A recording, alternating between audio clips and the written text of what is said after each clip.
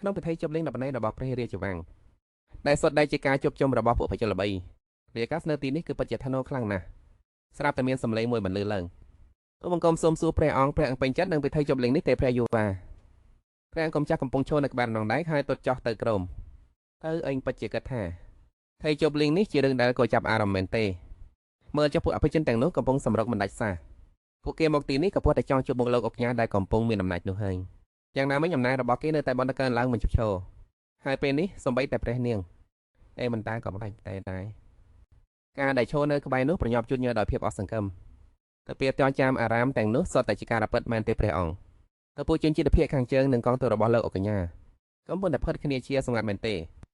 ព្រះអង្គកំចាប់បាត់ទៅភ្នែកហើយលើកដៃមកម៉ាសាកបាល់ខ្លួននឹងមែនហើយស្ថានភាពនេះពិតជាមិនសូវល្អឡើយបើអាចធ្វើឲ្យគេរៀបការជាមួយកូនស្រីរបស់អភិជក្នុងវាំងបាននោះទៅខ្ញុំឲ្យធ្វើចិត្តបានខ្លះប៉ុន្តែដោយសារតែចំណុចខ្វះខាតដ៏អាក្រក់របស់គេនោះទៅគ្មាននារីអភិជនណាម្នាក់ហានចូលចិត្តឡើយក្នុងចិត្តរបស់ពួកគេស្រមៃឃើញរូបភាពពួកនារីអភិជនទាំងឡាយរត់ភ័យសល់ស្លាប់ទៅជុំមុខលោកអុកញ៉ាស្រែកយ៉ាងដូចជាឃើញសត្វចម្លែកអញ្ចឹងហើយរឿងដែលគួរឲ្យបានផលជាងនេះគឺគេនៅតែទុចចង់នៅរាជធានីដើម្បីចាប់ចោលម្នាក់ដែលគេហៅថាល្បែងបងកន្ខៀវគេបានកាមេរ៉ាដែលខ្លួននឹងដោយភាពតានតឹងតែអ្នកណាទៅដឹងថាពេលណាទៅត្រឡប់ទៅខាងជើងវិញដើម្បីរៀបការជាមួយព្រះនាងតែនិយាយតាមត្រង់ទៅមានតែចង់រៀបការជាមួយមនុស្សដូចជាគេទៅការក៏សេចក្ដីឲ្យប្រញាប់ប្រវីដៃបើអញ្ចឹងថ្ងៃនេះគឺជាការស្លាប់ដឹកចោះឲ្យព្រះអង្គពិតជាសំណាងណាស់ទូបង្កំទៅតែបានអញ្ជើញកូនស្រីអភិជនម្នាក់ដែលទៅមកដល់ថ្មីនេះមកដែរទៅពិភាក្សាកូនស្រីអភិជនមកថ្មីព្រះអង្គកុំចាស់ក៏ភ្លឺភ្នែកឡើងភ្លាមហើយងាកកុំក្រោយទាំងដកក្រហមគាត់ក៏បានរៀបរាប់ថាជាកូនស្រីនៃតកូលពួកមន្ត្រីថ្នាក់តូចនៅតំបន់ភៀកខាងត្បូងដែលទៅតែមកតាំងទីលំនៅនៅរាជធានីជាគ្រួសារសាមដែលតែងបានឋានៈអភិជនដូច្នេះការស្វែងរកស្វាមប្រហែលជាមិនមែនជារឿងងាយស្រួលឡើយទៅមិនមែនពួកអភិជនលោកក៏ថាពួកយើងគួរតែចាត់ការមែនទេចាំបាច់ត្រូវជួយគ្នាដោយគ្មានលក្ខខណ្ឌបែបនេះមែនឬពេលដែលព្រះអង្គកំចាប់បាននៅដូចនេះភ្នែករបស់ទ្រង់ក៏ភ្លឺថ្លាដាងហើយក៏សរសើរថាធ្វើបានល្អណាស់កថានាងមានចំណុចខ្វះខ្លាដើម្បីកុំឲ្យមើលទៅល្អិតខ្ចោះពេកហើយថាអ្នកក៏ស័ក្តិសមបំផុតដែរជាការរៀបចំដ៏ឥតខ្ចោះសម្រាប់លោកអុកញ៉ាចុះនាងនៅឯណាទៅលោកនឹងកាក់ក្បាលទៅឆ្លើយថានាងក៏ដល់ទីនេះឆាប់នេះហើយគាត់ទៅតែនិយាយចប់អ្នកគ្រប់គ្រងផ្ទះក៏ដើរចូលមកប្រកាសយ៉ាងឡារិចថាសូមក៏ផ្នែនាំតកូលវិសេសវិសាពេលណាដែលមកពីតំបន់ភៀកខាងត្បូងកូនប្រុសសាយអនប៉ែណៅនិងលោកវិសិនប៉ែណៅសាយអនញញឹមសពបណ្ដាដើរចូលមកតែមានវិសិនដើរតាមក្រោយដែលលោកទៅកែពកអបន្តទៅមុខរបស់គេដែលជាស្រីកំពុងសម្លឹងមើលទៅជុំវិញនិងសូមណែនាំឲ្យស្គាល់នៅកញ្ញាកូនស្រីតូចរបស់លោកវិសិនទៅតែនិយាយចប់គ្រប់ខ្សែភ្នែកនៅក្នុងពិធីជប់លៀងបានសម្លឹងឆ្ពោះទៅកាន់មាត់ទ្វារតែមួយមានមនុស្សខ្លះមិនអាចទប់អារម្មណ៍បានរហូតដល់ទៀនឡើងថាគួរឲ្យស្រឡាញ់ខ្លាំងណាស់នារីម្នាក់ដែលមានកែបភ្នែកពណ៌ខៀវស្រងាត់និងសពពណ៌មានសភ្លឺចែងចាំងហេឡូវ៉ាដើរជាមួយដោយរូបសម្រស់ស្រស់ស្អាតក្នុងឈុតរ៉ូបបើកស្មាត្រត្រឹមត្រូវមើលតែមានភាពថ្លៃថ្នូរនាងញឹមយ៉ាងគូសង្ក្រោយពេលគេណែនាំសូមណែនាំឲ្យស្គាល់កញ្ញាអ៊ីឡូវ៉ានាងសម្លឹងមើលអ្វីគ្រប់យ៉ាងជុំវិញពិធីជប់លៀងនៅរាជធានីនេះពិតជាមហានិងអាស្ចារ្យខ្លាំងមែនសាយឈរនៅក្បែរនោះក៏ដាស់តឿនថាអូនកុំភ្លេចចាក់សភាពថ្លៃថ្នូរឲ្យបានល្អណាស់អ៊ីឡូវ៉ាអូនគួរតែផ្ដោតអារម្មណ៍ទៅលើរឿងរៀបការឲ្យច្រើនវិសិនក៏ក្រួយដៃហាមតែមិនហត់ពេកទេសុខភាពរបស់អូនជារឿងសំខាន់បំផុតអ៊ីឡូវ៉ាងាក្បាលញញឹមស្រស់ថ្លាតាមពិតទៅពួកយើងមកទីនេះក៏ដើម្បីទំនាក់ទំនងអាពាហ៍ពិពាហ៍ដ៏ស័ក្តិសមនេះអូននឹងព្យាយាមឲ្យអស់ពីសមភាពខាអ្នកណាម្នាក់បានក្អកយ៉ាងខ្លាំងដើម្បីកាត់ផ្ដាច់ពួកគេព្រះអង្គមចាស់ញញឹមយ៉ាងជឿជាក់រួចជាងមកជាតិនោះគឺជាកាយវិការដ៏ស្ដារមែនកញ្ញាដ៏ជាទីស្រឡាញ់របស់ខ្ញុំនឹងយកខ្លួនដោយសាររ៉ាប់ញាក់ផ្អើលប៉ុន្តែក៏នៅតែឆ្លើយតបទៅនឹងគ្រប់ពាក្យសម្ដីរបស់ចាស់គួសមយ៉ាងម៉េចដែលខ្ញុំបាននៅថាកញ្ញាទៅតែមកដល់រាជធានីមែនដែរឬទេនាងក៏ប្រញាប់ញញឹមឆ្លើយដល់ភ្លាមថារាជធានីពិតជាសស្អាតនិងអាស្ចារ្យមែនค่ะចាហើយនាងខ្ញុំក៏កំពុងតែព្យាយាមសម្របខ្លួននឹងវាបនចម្ដងដែរហើយក៏ត្រូវអាកូនដល់ត្រង់ព្រះអង្គមចាស់រាជទីយិត្តផងដែរព្រះអង្គមចាស់រាជទីយិត្តទៅពេលលោកនាងសរសើរដូច្នោះក៏ញញឹមយ៉ាងរីករាយឧបបែបនេះពិតជាសប្បាយចិត្តណាស់បើដូច្នោះកញ្ញាអើយដោយសារតែកញ្ញាធ្វើឲ្យខ្ញុំមានអារម្មណ៍រីករាយខ្លាំងណាស់ដូច្នេះហើយខ្ញុំចង់នាំកញ្ញាដើរលេងកម្សាន្តនៅ Vincent ដោយផ្ទាល់តែម្ដងអ្នកដែលនៅក្បែរនោះហើយក៏ដកស្លុតដោយទ្រនបាញ់ចំកណ្ដាលត្រជាកទឹកមុខរបស់គេប្រជិះស្លេកស្លាំងរហូតនិយាយអ្វីឡើងចេញប៉ុន្តែចំពោះអ៊ីឡូវិញនឹងបែរជារំភើបខ្លាំងណាស់ព្រះអើយពិតមែននោះព្រេងអ៊ីឡូនៅមិនទាន់សាមនឹងច្បាប់ទម្លាប់របស់ពួកអភិជននៅឡើយទេពួកយើងពិតជាដឹងគុណចំពោះការផ្ដល់ក្តីរបស់ព្រះអង្គប៉ុន្តែមិនទាន់ទាំងនិយាយចប់ផងក៏ត្រូវសែនកាត់បត់គ្មានអ្វីដែលមានក្តីជាងការដែលបានព្រះអង្គកណ្ដុំដើរលេងបែបនេះទេសូមរីករាយចោះណាអ៊ីឡូនាងក៏រីករាយយល់ព្រមភ្លាមខណៈដែល Vincent ដែលនៅក្បែរនោះស្រាប់តែឧទានឡើង គេដោយទាំងពីរនាក់ក៏ដើរចេញទៅជាមួយគ្នាតុកឯអ្នកដតីនៅឯពិធីជប់លៀងបន្តទៀតបានដើរអំជាមួយព្រះអង្គម្ចាស់រាជទាយាទបែបនេះនៅក្លាយជាថ្ងៃដែលនាងខ្ញុំគ្មានថ្ងៃបំភ្លេចបានឡើយកញ្ញាស្បែកចិត្តនោះខ្ញុំក៏ពេញចិត្តដែរមើលតែនាងត្រូវគេនាំដាទៅបាត់គេឈប់ស្ងៀមមិនមកតែអ្វីឡើយប៉ុន្តែក្នុងចិត្តគឺចង់គំនុំរួចទៅហើយក្នុងរយៈកាលស្ដោដានទាំងនោះម្នាក់នោះក៏បានក្អត់ពេចហើយនិយាយឡើងមើលតែហាក់ដូចជាការរពានាងខ្លាំងណាស់ណាចូលតែជាប់ទឹកមុខមកហើយឆ្លើយតបរាជធានីប្រហែលជាកន្លែងដែលធ្វើឲ្យពួកអភិជនមានការប្រុងប្រយ័ត្នខ្លាំងអ្នកនោះហើយហាក់ដូចជាកំពុងត្រូវគេឌឺដងក៏ជ្រួញចិញ្ចើមសម្ដីអាស្រុះណាស់សេនបែបនោះក៏តោះស្លុតរុញតែគេពីរបីដងរួចខ្សឹបតៃថាវេនសេនគេក៏ចូលទៅចិត្តបុស្នាក់នោះរួចកេះក្បាលដោយភាពខ្មាស់ស្អៀនព្យាយាមដាក់សារដោយស្នាមញញឹមដល់ស្រពូនគឺគ្រាន់តែប្អូនស្រីខ្ញុំនាងនៅក្មេងពេកនោះឯងខ្ញុំមកថានឹងដល់វ័យត្រូវរៀបការកាន់ទាំងហើយមិនមែនទេសេនក៏បញ្ញាប់បកស្រាយទាំងតដាប់តដួសមិនមែនមកពីអាយុនោះទេគ្រាន់តែនាងនៅក្មេងជិះជាមួយពិភពខាងក្រៅពេកអាចនិយាយបានថានាងនៅក្មេងសកលសង្គមខ្លាំងណាស់យល់នៅតែជឿជាក់លើរឿងស្នេហាបាត់ប្រកបងាកក៏មកខាងនេះវិញនាងនៅតែស្រួលត្រង់ដើរទៅជាមួយព្រះអង្គម្ចាស់រាជទាយាទក៏មើលមុខនាងតែងឿងឆ្ងល់ហើយសួរត្រឡប់មកវិញស្នេហាបាត់ប្រាក់ដើយីឡូអានតាប់ទៅវិញទាំងរំភើបថាចាស់គឺបូសំណាក់ដែលវាស្នេហ៍បានកំណត់ទុកនៅពេលដែលត្រង់បានជួបនឹងស្នេហ៍ពិតនៃជីវិតរបស់ត្រង់នឹងមានអារម្មណ៍ដូចជាមានសំឡេងកណ្ដាលរកកងរំពងនៅក្នុងចិត្តរបស់ត្រង់អញ្ចឹងហើយត្រង់នឹងឡងស្រឡាញ់គេតាំងពីឃើញមកភ្លាមតែម្ដងយើងពិតជាមិនយល់សះនាងពេលនេះក៏ប្រកែកតាប់អាភ្លាមពីថាអីប្រយោជន៍ពីអ្វីដែលខ្ញុំចង់និយាយឲ្យទៅរូបភាពនៃរឿងស្នេហ៍ក្នុងក្បាលរបស់នាងស្រីម្នាក់បានដែលអិលជើងដួលដោយចៃដន្យបន្ទាប់មកបុស្នាក់ក៏លើកដៃមកអប់ចង្កេះនៅបានប៉ុនពេលនាងមិនអីទៅទាំងពីរនាក់ក៏ត្រូវសម្រត់របស់គ្នាទៅវិញទៅមកឆក់យកបេះដូងបាត់ទៅពិតជាស្រស់ស្អាតនិងមានមន្តស្នេហ៍ខ្លាំងណាស់ហើយដូចជាក្នុងរឿងអញ្ចឹងពួកគេក៏ធ្លាក់ចូលក្នុងអន្លង់ស្នេហ៍របស់គ្នាតែវាដូចជាអ្វីដែលមនុស្សសញ្ជាតិនេះបំផុតមែនទេព្រះអង្គមចាប់បាននោះហើយក៏ចង់ដៃក្តាប់ក្បាលខ្លួនអីក្មេងស្រីម្នាក់នេះពិតជាស្លូតត្រង់ខ្លាំងណាស់តែរងអាចផ្គប់ផ្គងនាងជាមួយលោកអកញ្ញានៅរបៀបទៅស្របពេលនោះទ្វារក៏បាក់ឡើងយ៉ាងកំហុកទាក់ទាញចំណាប់អារម្មណ៍របស់ព្រះអង្គមចាស់និងអ៊ីឡូសូមគុំអញ្ជើញជួបជាមួយលោកអកញ្ញាសំឡេងខ្សឹបខ្សៀវក៏លន់អ៊ីសូសៃពេញនោះភ្លាមជូហានបានដើរចូលមកមានធំមុំតាមមានភាពត្រជាក់ត្រជុំនិងអង្អាចស្នាមញញឹមនិងផ្ទៃមុខស្រស់ស្អាតដូចជាឆ្លាក់ចេញពីទឹកកកនៅប៉ែកខាងជើងអញ្ចឹងក្មេងស្រីដែលនៅជុំវិញនោះសូដៃចំហាមាត់ដោយសារសម្រស់និងភាពសង្ហារបស់ជូហានរួមទាំងនាងផងដែរទៅបុកដែលបង្ហាញពីការឡងស្រឡាញ់ប្រសារបស់យីឡូអាគឺត្រូវបានបញ្ចេញមកយ៉ាងច្បាស់បំផុតចំណែកឯព្រះអង្គម្ចាស់វិញបានខំដៃខ្លួននឹងទាំងស្ទាក់ស្ទើរមិនឈប់តើខ្លួននឹងត្រូវធ្វើអ្វីឥឡូវនេះប្រសិនបើតង់រៀបចំឲ្យនាងជួបជាមួយលោកអកញ្ញាតែឃើញដល់ពីកដៃក្មេងស្រីនោះនិយាយពីខ្សែរឿងស្នេហ៍តាំងពីឃើញមុខដំបងចង់ក្រោយត្រង់ក៏សម្រេចចិត្តសក្កលបំដងលោកដៃទៅរុញអ៊ីឡូអានាងភ័យខ្លាចរហូតដល់បាត់ភ្នែកចិត្តប៉ុន្តែមានដៃមួយបានលើកមកអប់ចង្កេះនាងបានតាន់ពេលឃើញអ្នកដែលនៅចំពោះមុខគឺជូហានផ្ទៃមុខរបស់នាងក៏ឡើងខំតែមិនដឹងខ្លួនសំឡេងរបស់ជូហានក៏បន្លឺឡើងយ៉ាងសទន់ថាអ្នកនាងតើអ្នកនាងមិនអីទៅឃើញទឹកមុខស្រីម្នាក់នោះដែលកំពុងតែឡងស្រឡាញ់ខ្លួនឯងព្រះអង្គមចាស់ក៏ត្រេកអាក្នុងចិត្តហាក់ដូចជាផែនការនោះពិតជាតួបានជោគជ័យមែនទីបំផុតខ្ញុំអាចកម្ចាត់អំនោះគ្មានសមត្ថភាពនោះបានហើយនៅកន្លែងដែលគ្របដណ្ដប់ទៅដោយប្រើពន្ធដោយអាហិកគឺជារបស់អ្នកគ្រប់គ្រងតំបន់ភាគខាងជើងទាំងមូលក្នុងចំណោមពួកគេអ្នកដែលពុកកំផុតគឺជូហានអាហិកណូលោកបានបញ្ចប់សង្គ្រាមនៅតំបន់ភាគខាងជើងនោះហើយ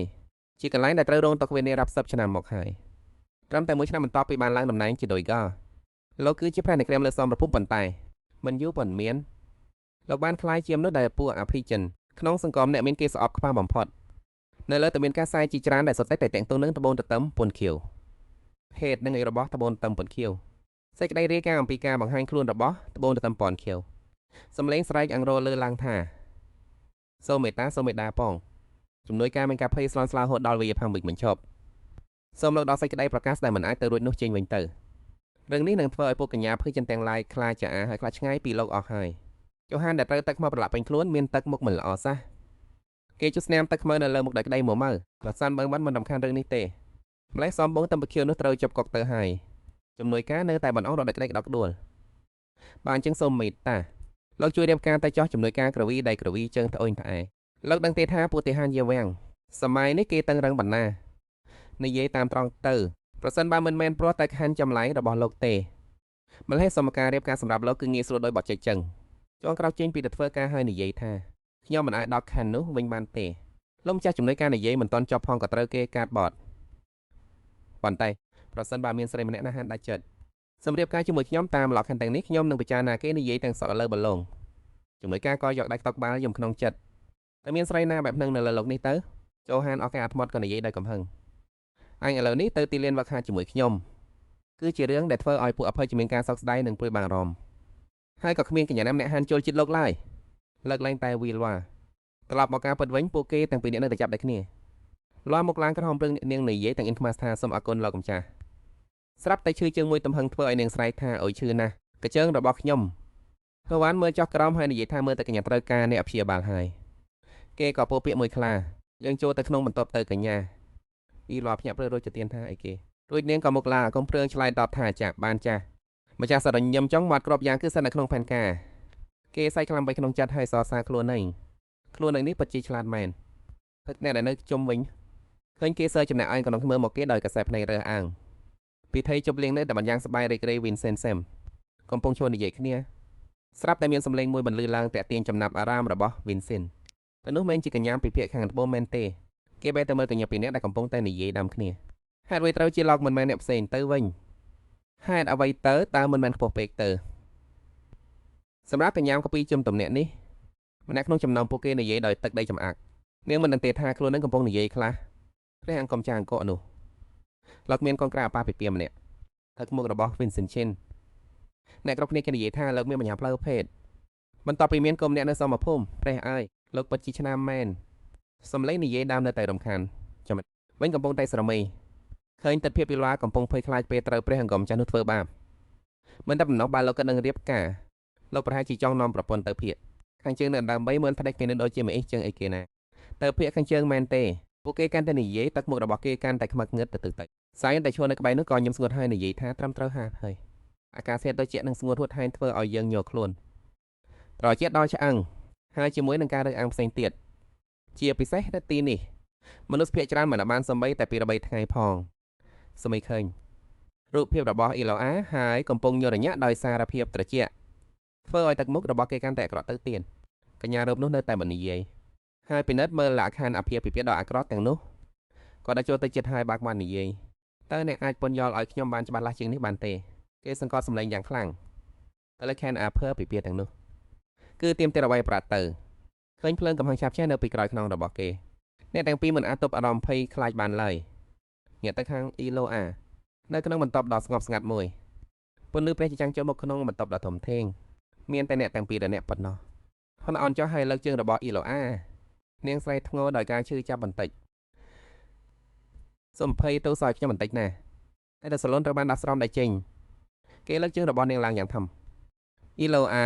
មុខក្រហមងាំពេលបានជួយបងមុខរបួសស្អីនឹងយ៉ាងយកចិត្តទុកដាក់ថ្ងៃមុខឡើងនិយាយថាការសង្គ្រោះតំបានរួចរាល់ហើយដល់ពេលនោះនាងក៏ភ្ញាក់ខ្លួនហើយប្រញោមនិយាយអាគុណយ៉ាងរហ័សយ៉ូហានឈប់បន្តិចហើយនិយាយបន្ថាតែយើងធ្លាប់ជួបគ្នាពីមុនមកដែរឬទេមុខមាត់របស់លោកស្រីមើលទៅគុណទាំងណាអ៊ីឡូអាពិតមែនហើយខ្ញុំធ្លាប់ឃើញអ្នកពីមុនមកមែនយ៉ូហានញាប់ផ្អើលយ៉ាងខ្លាំងហើយសួរថាពិតមែននៅណាទៅគឺនិយាយដោយរំភើបដូចក្តាប់ដែលរបស់លោកអុកញ៉ាននៅចំពោះមុខព្រះនៃជោគវាសនាយ៉ូហាននិយាយមិនអត់រួចនិយាយតែពីថាលោកស្រីនឹងអត់មុខចាស់ហើយរៀបរាប់ថានៅគេនិយាយដល់គ្នាថានឹងជាអ្នកសម្រេចចិត្តរកគោជីវិតឲ្យពួកយើងប៉ុន្តែដោយសារហេតុផលមួយចំនួនគូជីវិតរបស់ខ្ញុំមិនបានបង្ហាញខ្លួនសោះឡើយរហូតដល់ពេលដែលខ្ញុំគិតថាចង់បោះបង់ហើយគិតថាខ្ញុំប្រហែលជាគ្មានជោគវាសនាជាមួយអ្នកណាទេយ៉ូហានមើលនាងនិយាយមិនឈប់ហើយនៅស្ងៀមស្ងាត់នាងនិយាយដោយរំភើបរួចទៅចិត្តគេហើយនិយាយខ្លាំងមិញថានោះហើយគឺពេលដែលខ្ញុំបានជួបអ្នកលោកអុកញ៉ាអ៊ីឡូអាហើយបន្ទាប់មកខ្ញុំក៏ដឹងថាអ្នកគឺពិតជាជោគវាសនារបស់ខ្ញុំមែនឯក៏ដាំអ្នកអុកញ៉ាគាត់គ្រាន់តែឈរស្ងៀមសម្លឹងមើលនាងដោយទឹកមុខនៅតែមានភាពភ្ញាក់ផ្អើលមិនតាន់បាត់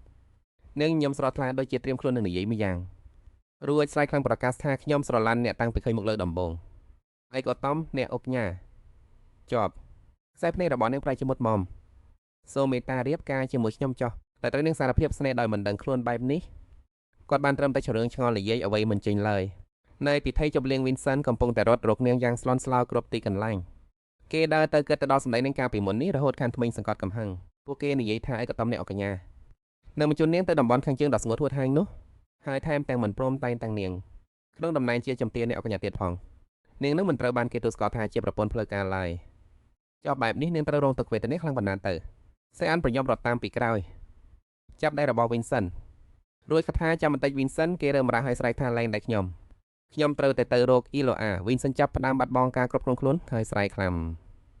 ំបើលោកមិនប្រញាប់ទៅរកក្មេងនោះទេនឹងទេថាក្មេងនោះប្រហែលជាបានដាក់សំណើទៅបាត់ហើយសេអ៊ុំព្យាយាមរក្សាភាពស្ងប់ស្ងាត់បណ្ដោយឲ្យវាទៅចោះលោកផ្លេចហេតុផលដែលយើងមកទីនេះហើយមែនទេសេអ៊ុនសម្លឹងមុខហើយនិយាយសង្កត់សម្លេងអ៊ីឡូអាមានស្ក្នុងការជ្រើស្រែកនេះជាជីវិតរបស់ក្មេងនោះគេញោដែលរួចក្តាប់ដៃយ៉ាងណែននេះគឺជាចម្រើនល្អបំផុតសម្រាប់ក្មេងនោះមែនទេវីនសិនអោបក្បាលខ្លួនអើងពន់លើប្រេះចន់ចាំងឆ្លងកាត់បង្កានដៃធ្វើឲ្យពួកគេទាំងពីរនាក់មើលទៅលេចធ្លោកណ្ដាលល្បីយកាស្ងប់ស្ងាត់នៅក្នុងបន្ទប់នោះជូហានក្រោកឈរឡើងរួចញញឹមតៃរៀបការអញ្ចឹងឬតែរបស់គេស្រាប់តែច្រត់នឹងកើអីអ្នកនាងពាក្យតាំងនេះភ្នែកនាងបាក់ទំពេសម្លឹងមើលទៅជូហានទឹកមុខរបស់គេនៅតែមិនប្រែប្រួលសោះតែនាងប្រកាសចិត្តមែនទេថានឹងមិនស្ដាយក្រោយចម្ងាយរវាងអ្នកទាំងពីរមិនដែលចិត្តស្និទ្ធបែបនេះពីមុនមកសកម្មភាពប្រភ្លាមទៅរបស់គេធ្វើឲ្យខ្យល់អាកាសជុំវិញហាក់ដូចជាកកស្កកអ៊ីឡូក្រោះហមមុខកភ្លាមខ្សែភ្នែកដែលពោពេញដោយភាពអៀនខ្មាសប៉ុន្តែមិនអាចដកចេញពីគេបានឡើយសំឡេងរបស់ Vincent ក៏មិនលឺឡើងនៅពេលនោះដែរអ៊ីឡូអាពេលវេលាមិនសូវច្រើនទេគិតថាការគំរាមរបស់ខ្លួននឹងធ្វើឲ្យនាងរុញថយក្រោយតែអ្នកណានឹងនឹកស្មានថាអ៊ីជាឆ្លើយតបដោយភាពរំភើបទៅវិញពិតមែនហើយទីបំផុតខ្ញុំក៏បានជួបគូជីវិតគឺប្រេងរបស់ខ្ញុំហើយយ៉ូហាននាងសកលគាត់ឈ្មោះរបស់ខ្ញុំដែរឬទេនាងក៏ឆ្លើយដោយភាពស្លូតត្រង់ថាគឺលោកក៏ធ្វើមុខមករੂចត់ថាគឺយ៉ូហាននាងក៏ញឹមបែបខ្មាស់ស្អៀនវាក៏ដូចតែគ្នានៅរួចបញ្ចេញយោបល់ថាយើងអាចស្វែងយល់ពីគ្នាទៅវិញទៅមកក្រោយពេលរៀបការរួចក៏បានគ្មានបញ្ហាវីទាំងអស់គេស្ដាប់ចម្លើយរបស់នាងរួចក៏ស្ងាត់ស្ងៀមបន្តមកក៏ក្រោកឈរដោយអស់សង្កឹមរួចចង្អើលក្បាលនាងព្រួយបារម្ភរួចក៏ក្តាប់ដៃទាំងពីរចូលគ្នាសភាច្រើនគេមិនធ្វើបែបនេះទេម្ដាយខ្ញុំប្រហែលជាប្រញាប់ពេកហើយយ៉ូហានមើលទៅមុខដ៏ស្រពន់របស់នាងរួចក៏ព្រមយល់ព្រមតែមកខំថារឿងនឹងវាមិនសំខាន់ទេខ្ញុំក៏មិនមានសេចជ្រើសរើសអ្វីដែរបានដូច្នេះនាងក៏ស្រោសស្រាយឡើងភ្លាមថាពិតមែនទេខ្ញុំដឹងតាំងពីដើមមកថាយើងកើតមកដើម្បីគ្នាទៅវិញទៅមកបើអញ្ចឹងលោករៀបការជាមួយខ្ញុំមែនទេយ៉ូហានក៏ពាក្យស្រោមតែវិញមានលក្ខខណ្ឌមួយគឺនាងត្រូវតែព្រមទទួលយកគ្រប់លក្ខខណ្ឌទាំងអស់របស់ខ្ញុំនាងឆ្ងល់រួចសួរថាតើវាជាអ្វីទៅនិយាយផងក៏មានសម្លេងចំហានជើងរត់មកចិត្តធ្វើឲ្យពួកគេទាំងពីររងាកក្រោយដោយមិនដឹងខ្លួន Vincent រត់មកស្រែកខ្លាំងពីថាអ៊ីឡូអាក់សេនដែលដើរមកជាមួយញញឹមបែបមិនស្រួលខ្លួន Vincent ក៏ស្ទុះមករករួចចាប់ដៃនាងអូសទៅធ្វើឲ្យអ៊ីឡូឆ្ងល់មិនយល់រឿងអ្វីសោះមើលទៅកែបភ្នែកដ៏ប្រុងប្រយ័ត្នរបស់ Vincent គេក៏ដឹងថាប្រហែលជាពួកគេដឹងរឿងទាំងអស់រួចហើយដូច្នេះមិនចាំបាច់បញ្យល់អ្វីទៀតយ៉ូហានក៏បែរខ្នងដើរចេញទៅបើសិនជាកញ្ញានៅតែមិនតូចចិត្តពីបាននៅខាងរបស់ខ្ញុំកញ្ញាអាចផ្ញើសម្បត្តិមកខ្ញុំបានជួនដំណឹងដល់កញ្ញាថាពិធីមង្គលការនឹងត្រូវរៀបចំឡើងក្នុងរយៈពេល3ថ្ងៃទៀតពិធីនឹងត្រូវរៀបចំឡើងយ៉ាងសម័យនៅវិហារក្បែរនេះយ៉ូហានដើរទៅផងនិយាយបន្ទើផងនោះគឺជាពេលវេលាតែមួយគត់ដែលខ្ញុំទំនេរក្នុងការវិភាគក្រៅពីនេះគេក៏ឈប់ងាកក្រោយកញ្ជើងរបស់កញ្ញាគឺក្តីឆាយណាស់អីចឹងហើយបានជាត្រូវប្រយ័ត្នប្រយែងឲ្យមែនតើណាយ៉ូហានបែរក្រោយមកដាស់តើនខ្ញុំមិនលឹកពេលរៀបការត្រឹមតែរឿងនឹងទេណានិយាយចប់គេក៏ដើរចេញទៅបន្សល់ទុកឲ្យអ្នកទាំង3ធ្វើរឿងឆ្ងល់នៅក្នុងបន្ទប់ដ៏ធំធេងនោះ Vince ក៏និយាយឡើងបងចង់រៀបការជាមួយអាមនោះនឹងមែនទេបងគ្មានចម្រាស់អ្វីផ្សេងទៀតទេនាងអន់មុខចោះដោយក្តីសោកសះបងក៏ដឹងនៅ Vincent 3ថ្ងៃក្រោយមកសំសេងកណ្ដឹងវិហារក៏បានលើឡើងនៅខាងក្នុងវិហារពិធីរៀបមង្គលការរវាងស៊ីនគេក៏និយាយឡើងកញ្ញាបាននៅខានទាំងអស់ហើយមែនទេនឹងងក់ក្បាលឆ្លើយថាចាស់ហើយខ្ញុំពិតជាគិតថាលក្ខខណ្ឌទាំងនោះវាល្អខ្លាំងណាស់លាក់ក្នុងចូលរបស់បាប់វិភាពើទឹកមុខស្រស់ស្រាយនិយាយថាខ្ញុំអាចមានទាំងប្តីនិងមានទាំងកូនប្រុសក្នុងពេលតែមួយបានហើយខ្ញុំមិនចាំបាច់ធ្វើអ្វីទាំងអស់ហើយមួយទៀតនឹងញញឹមស្រស់រឿងដែលលោកអសភាពលើរឿងលើក្រៃវាមានប្រយោជន៍ខ្លាំងណាស់អ៊ីចឹងកាត់បន្ថយបានបញ្ហាមួយទៅហើយចុះបងប្រុសរបស់កញ្ញាគេយល់ព្រមតាមរឿងនេះដែរឬនាងក៏ប្រញាប់ឆ្លើយដល់វិញប្រដៅជាយល់ព្រមហើយយ៉ាងណាមិញនេះជាការរៀបការរបស់ខ្ញុំតើខ្ញុំស្ទើរតែបានរំថាលោកនឹងលុបចោលពិធីមង្គលការនេះទៅហើយលោកអុកកញ្ញាគេក៏ដោកប្រអប់ចិញ្ចៀនចេញពីហោប៉ាឲ្យយ៉ាងថ្នមហេតុអ្វីបានជាត្រូវធ្វើបែបនោះភ្នែករបស់យ៉ូហានក៏ប្រែជាមុតស្រួចដោយសារតែការរៀបការនេះហើយដែលធ្វើឲ្យទឹកដីភាគខាងជើងឡើងស្ថិតនៅក្រោមការគ្រប់គ្រងរបស់រាជវង្សទៀតហើយគេដកចិញ្ចៀនចេញពីប្រអប់ហើយលើកកំដាក់នៅចំពោះមុខកនាងខ្ញុំមិនមែនជាមនុស្សល្ងីល្ងាដែលងាយនឹងចាញ់បោកគេទេដែលតែជឿលើស្នេហ៍ដំបងហើយរៀបការដោយសារតែសេចក្តីស្រឡាញ់នោះឈ្មោះដើរចូលទៅចិត្តរួចចាប់ដៃនាងមកខ្ញុំធ្វើរឿងនេះគឺព្រោះតែវាចាំបាច់តែប៉ុណ្ណោះអ៊ីឡូមកឡើងក្រហាមដោយភាពអៀនខ្មាសបើខ្ញុំព្យាយាមឲ្យអស់ពីសមត្ថភាពខ្ញុំគិតថាវាប្រហែលជាអាចទៅរួចហើយកញ្ញាមើលគេសម្លឹងមើលត្រង់មកនាងខ្ញុំមិនដែលស្រឡាញ់អ្នកណាពីមុនមកទេយ៉ាងក៏ពាក់ចិញ្ចៀនឲ្យនាងដូច្នេះហើយបើកញ្ញាចង់លេងលេះគ្រាន់តែប្រាប់ខ្ញុំមកគេក្តាប់ដៃអ៊ីឡូជាប់បើកញ្ញាចង់ឲ្យខ្ញុំធ្វើវាគឺខ្ញុំនឹងធ្វើព្រាមថ្ងៃស្អែកនេះតែម្ដងនាងគ្រាន់តែញឹមស្រាលដោយមិននិយាយអ្វីទាំងអស់ Bố chỉ chan đã cho nên lâu về để cả ban cọtបន្តិច ហើយប្រកាសឡើងបាទដូច្នេះសូមឲ្យខ្ញុំសួរអ្នកទាំងពីរនោះសើសំណួរចុងក្រោយមួយអកញ្ញាយ៉ូហានណូវិចតើលោកចង់បានអ្វីខ្លះទៅពីមនុស្សដែលលោកស្រឡាញ់អស់ពីបេះដូងទឹកមុខរបស់គេស្រាប់តែបង្ហាញនូវភាពសុខសាន្តយ៉ាងស្ងៀមស្ងាត់ខ្ញុំសង្ឃឹមថាពួកគេនឹងមិនចាស់ចិន្តានាឡើយប្រសិនបើខ្ញុំស្រឡាញ់នរណាម្នាក់ពិតប្រាកដមែនខ្ញុំនឹងមិនទាមទារអ្វីទាំងអស់ក្រៅពីចង់ឲ្យពួកគេនៅក្បែរខ្ញុំជានិច្ច